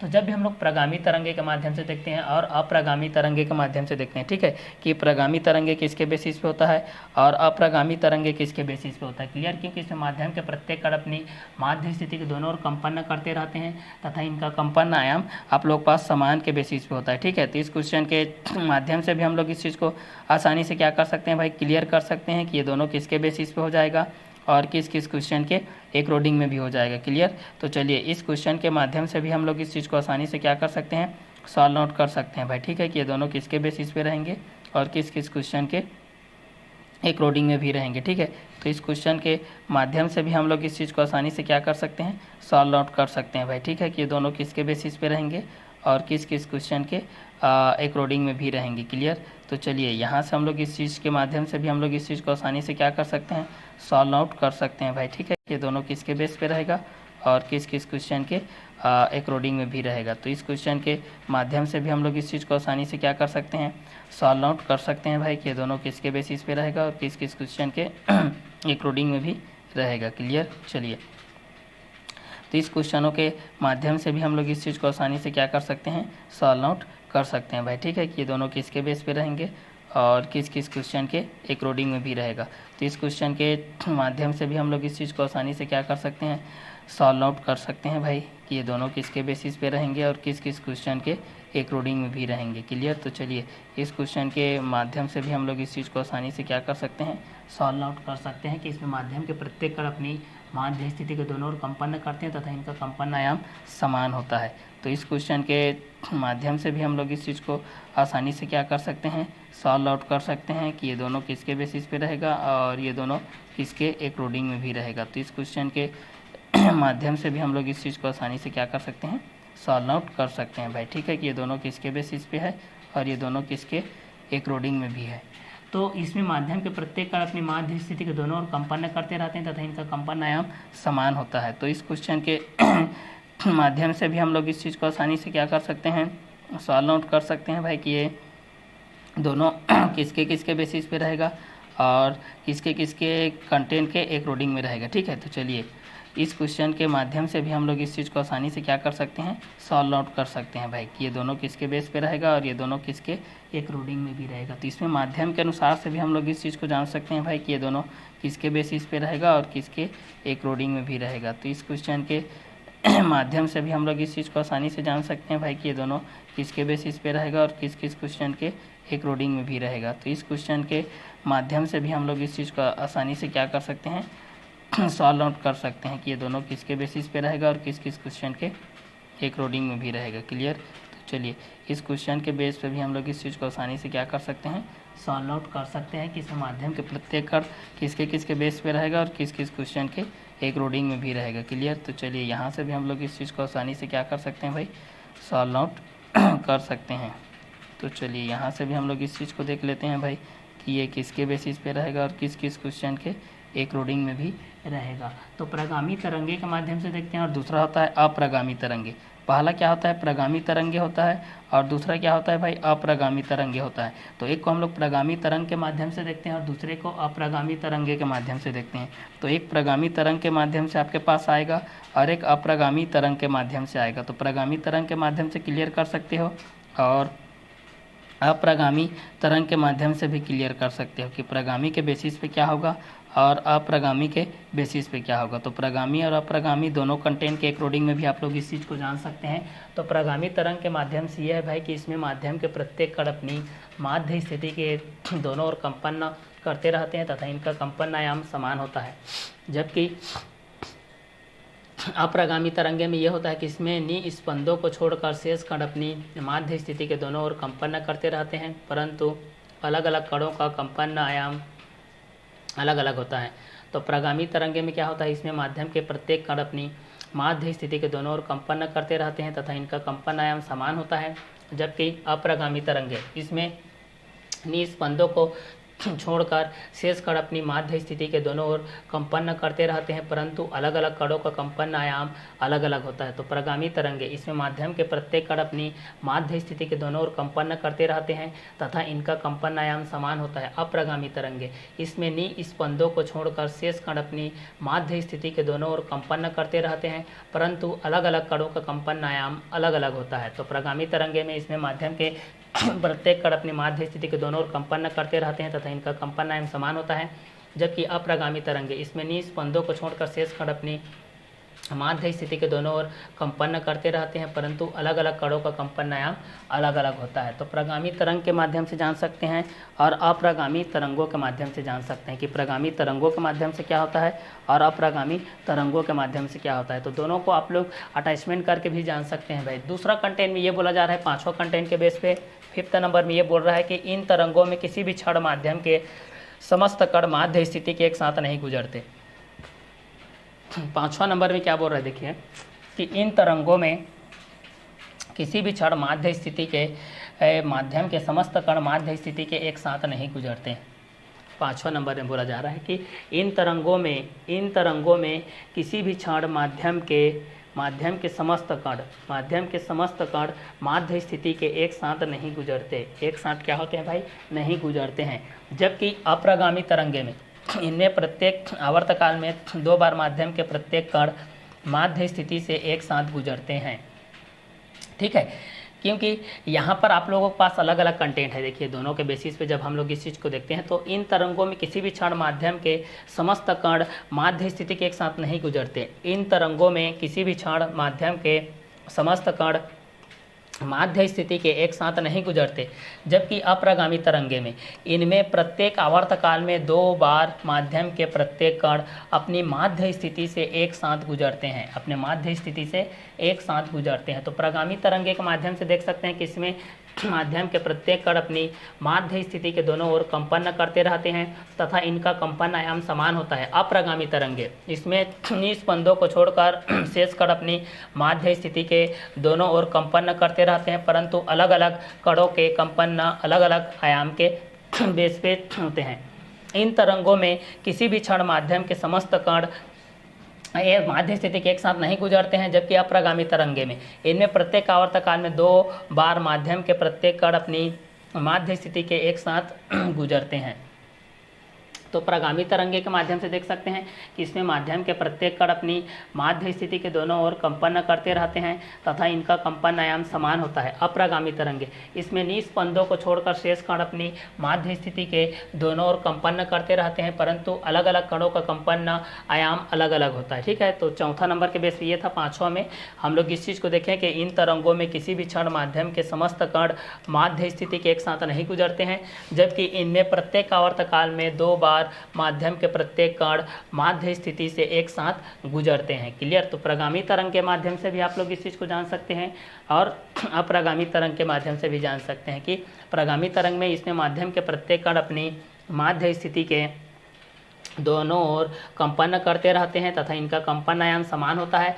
अप्रगामी तरंगे इसमें निस्पंदों को छोड़कर शेष कण अपनी माध्य स्थिति के दोनों ओर कंपन करते रहते हैं, परंतु अलग अलग कणों का कंपन आयाम अलग अलग होता है। तो प्रगामी तरंगे इसमें माध्यम के प्रत्येक कण अपनी माध्य स्थिति के दोनों ओर कंपन करते रहते हैं तथा इनका कंपन आयाम समान होता है। अप्रगामी तरंगे इसमें निस्पंदों को छोड़कर शेष कण अपनी माध्य स्थिति के दोनों ओर कंपन करते रहते हैं, परंतु अलग अलग कणों का कंपन आयाम अलग अलग होता है। तो प्रगामी तरंग के माध्यम से जान सकते हैं अप्रगामी तरंग के माध्यम से जान सकते हैं। प्रगामी तरंगों में किसी भी क्षण माध्यम के समस्त कण माध्य स्थिति के एक साथ नहीं गुजरते, जबकि अप्रगामी तरंगों में प्रत्येक आवर्तकाल में 2 बार माध्यम के प्रत्येक कण माध्य स्थिति से एक साथ गुजरते हैं। तो ये दोनों कंटेंट के अकॉर्डिंग में भी हम लोग इस चीज़ को जान सकते हैं भाई कि प्रगामी के बेसिस पे क्या होता है और अप्रगामी के बेसिस पे भी क्या होता है। तो प्रगामी के बेसिस पे जान सकते हैं और अप्रगामी के बेसिस पे भी हम लोग इस चीज़ को जान सकते हैं भाई कि दोनों किसके बेस पे रहेगा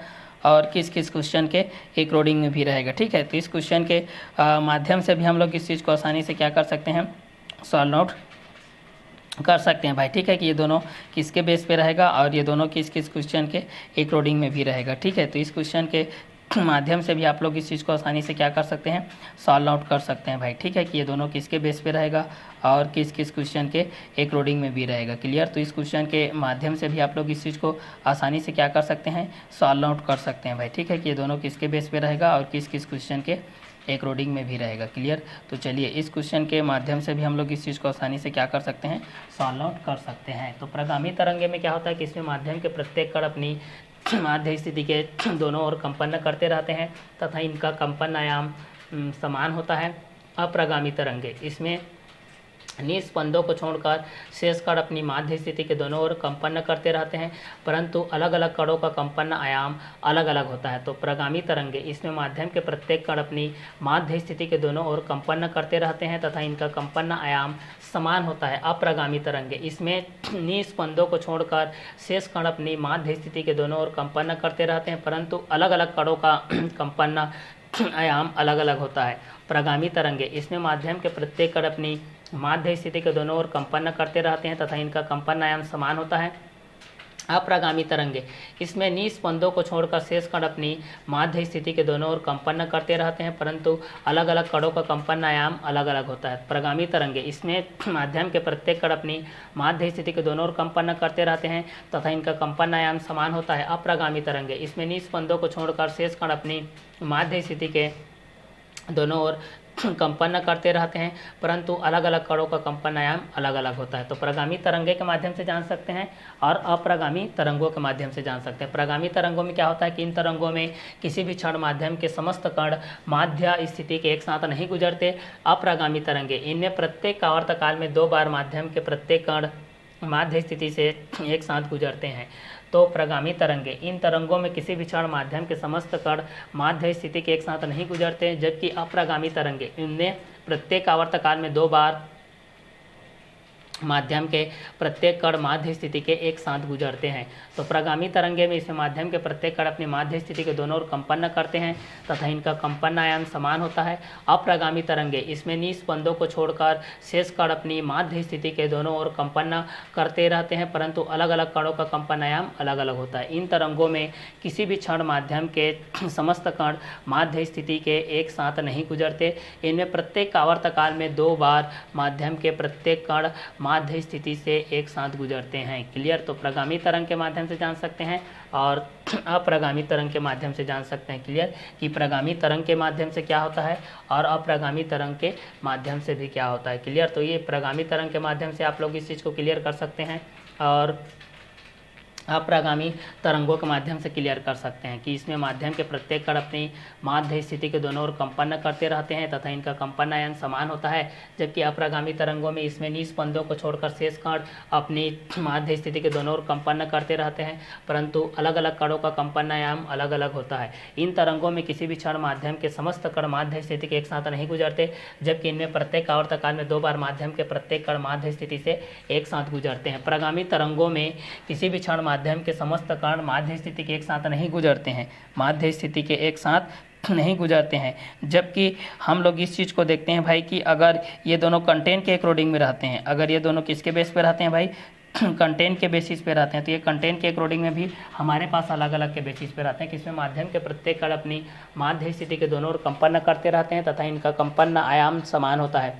अप्रगामी तरंगों में इसमें निस्पंदों को छोड़कर शेष कण अपनी माध्य स्थिति के दोनों ओर कंपन करते रहते हैं, परंतु अलग अलग कणों का कंपन आयाम अलग अलग होता है। प्रगामी तरंगे, इन तरंगों में किसी भी क्षण माध्यम के समस्त कण माध्य स्थिति के एक साथ नहीं गुजरते, जबकि अप्रगामी तरंगे, इनमें प्रत्येक आवर्तकाल में 2 बार माध्यम के प्रत्येक कण माध्य स्थिति से एक साथ गुजरते हैं। 6 नंबर के बेस पे देखते हैं प्रगामी तरंगे में, 6 नंबर के बेस पे देखते हैं, इन तरंगों में किसी भी क्षण माध्यम के कणों की कला एक समान नहीं होती भाई, एक समान नहीं होती है भाई, क्या नहीं होती है, एक समान नहीं होती है। क्लियर, इन तरंगों में किसी भी क्षण माध्यम के कणों की कला एक समान नहीं होती है, किसी भी माध्यम में एक समान नहीं होती है भाई। तो इन तरंगों में किसी भी क्षण माध्यम के कणों की कला एक समान नहीं होती है। क्लियर, तो इन तरंगों में किसी भी क्षण माध्यम के कणों की कला एक समान नहीं होती है, जबकि इसमें किसी भी क्षण 2 निकटस्थ निस्पंदों के बीच स्थित समस्त कण समान कला में होते हैं, परंतु एक निस्पंद के दोनों ओर के कण विपरीत कला में होते हैं, विपरीत कला में होते हैं भाई। ठीक है, तो यहाँ से आप लोग इस चीज़ को देख सकते हैं कि प्रगामी के बेसिस पे क्या होता है और अप्रगामी के बेसिस पे क्या होता है। तो प्रगामी तरंग के माध्यम से देख सकते हैं कि इसमें माध्यम के प्रत्येक कण अपनी माध्य स्थिति के दोनों ओर कंपन करते रहते हैं तथा इनका कंपन आयाम समान होता है, जबकि अप्रगामी तरंगे में देख सकते हैं कि इसमें निस्पंदों को छोड़कर शेष कण अपनी माध्य स्थिति के दोनों ओर कंपन करते रहते हैं, परंतु अलग अलग कणों का कंपन आयाम अलग अलग होता है। इन तरंगों में किसी भी क्षण माध्यम के समस्त कण माध्य स्थिति के एक साथ नहीं गुजरते हैं, जबकि इनमें प्रत्येक आवर्तकाल में 2 बार माध्यम के प्रत्येक कण माध्य स्थिति के एक साथ गुजरते हैं। इसमें किसी भी क्षण 2 निकटस्थ निस्पंदों की स्थिति भी आप लोगों के समस्त कण समान कलम होते हैं, परंतु एक निस्पंद के दोनों ओर के कण विपरीत कलम होते हैं। तो इन तरंगों में किसी भी क्षण माध्यम के कणों की कला एक समान नहीं होती है, जबकि इसमें किसी भी क्षण 2 निकटस्थ निस्पंदों के बीच स्थित समस्त कण समान कलम होते हैं, परंतु एक निस्पंद के दोनों ओर के कण विपरीत कला में होते हैं। ये तरंगे विपरीत दिशा में संचरित समान आयाम एवं समान आवृत्ति के तरंगों का अध्यारोपण से उत्पन्न होती है, क्योंकि ये 7 नंबर के बेसिस पे है।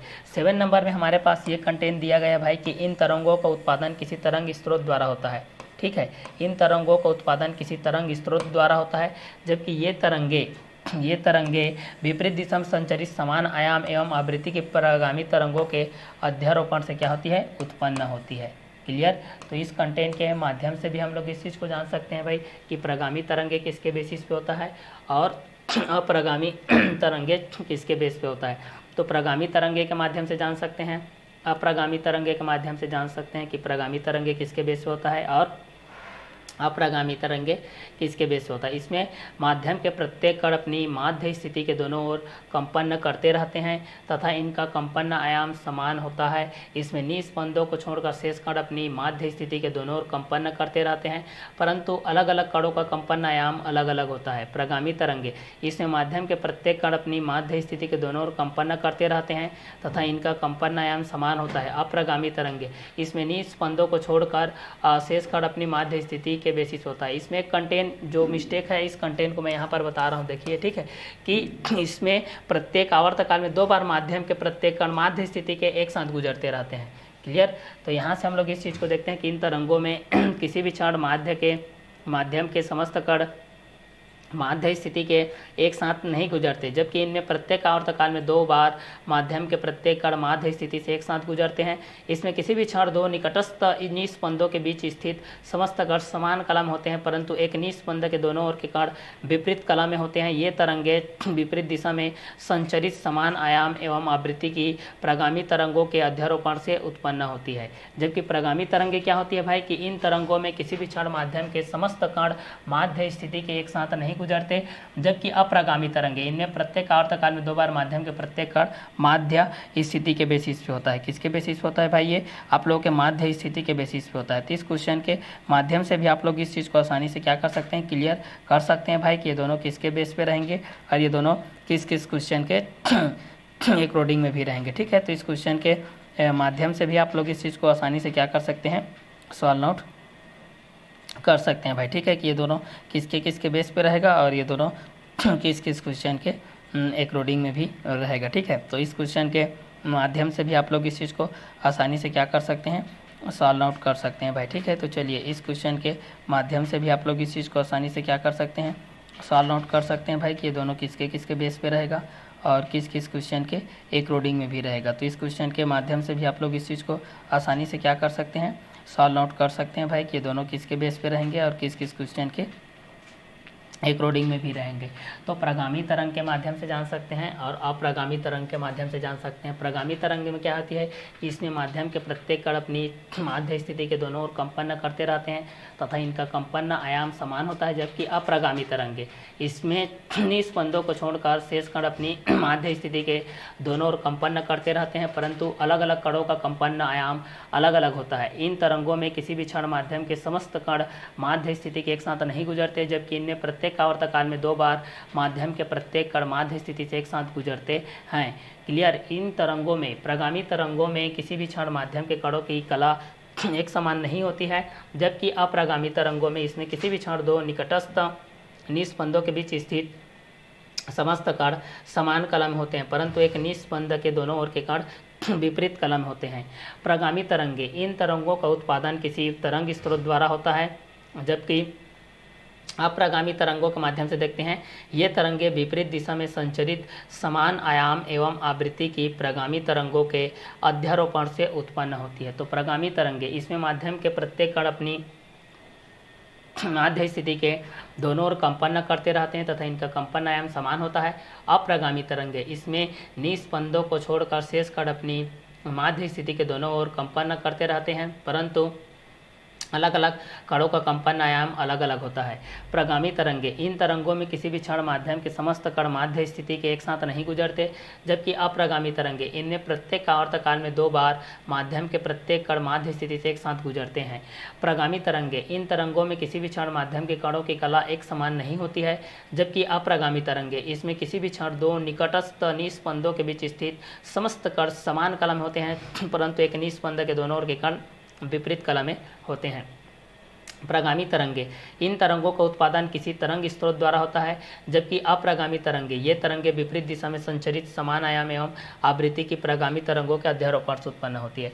तो प्रगामी तरंगों में ये बोला जा रहा है कि इन तरंगों में किसी भी क्षण माध्यम के कणों की कला एक समान नहीं होती है, जबकि अप्रगामी तरंगे में समस्त कण समान कला में होते हैं, परंतु एक निस्पंद के दोनों ओर के कण विपरीत कला में होते हैं। ये तरंगे विपरीत दिशा में संचरित आयाम के आवृत्ति की प्रगामी तरंगों का अध्यारोपण से उत्पन्न होती है। तो इस क्वेश्चन के माध्यम से भी आप लोग इस चीज़ को जान सकते हैं भाई कि ये दोनों किसके बेसिस पे रहेगा और ये दोनों किस किस क्वेश्चन के एक रोडिंग में भी रहेगा। तो इन तरंगों का उत्पादन किसी तरंग स्रोत द्वारा होता है और अप्रगामी तरंगों का इसमें निस्पंदों को छोड़कर शेष कण अपनी माध्य स्थिति के दोनों ओर कंपन करते रहते हैं, परंतु अलग अलग कणों का कंपन अलग अलग आयाम के बेसिस होता है। इनमें प्रत्येक आवर्त काल में 2 बार माध्यम के प्रत्येक कण माध्य स्थिति से एक साथ गुजरते हैं, जबकि अप्रगामी तरंगे में इसमें किसी भी क्षण 2 निकटस्थ निस्पंदों के बीच स्थित समस्त कण समान कलम होते हैं, परंतु एक निस्पंद दोनों ओर के कण विपरीत कलम होते हैं। तो ये तरंगे विपरीत दिशा में संचरित समान आयाम एवं आवृत्ति की प्रगामी तरंगों के अध्यारोपण से उत्पन्न होती है। तो प्रगामी तरंग के माध्यम से जान सकते हो और किसके माध्यम से जान सकते हैं भाई, अप्रगामी तरंग के माध्यम से जान सकते हैं। ठीक है, तो यहाँ पर आप लोग प्रगामी तरंग के बेस पे देख लिए और अप्रगामी तरंगों के माध्यम से देख लिए। तो इसका आगे का जो कंटेंट है उसको हम लोग नेक्स्ट वीडियो लेक्चर के माध्यम से क्लियर करेंगे। इसको हम लोग यहीं प्रगामी तरंगे तक सीमित रखते हैं।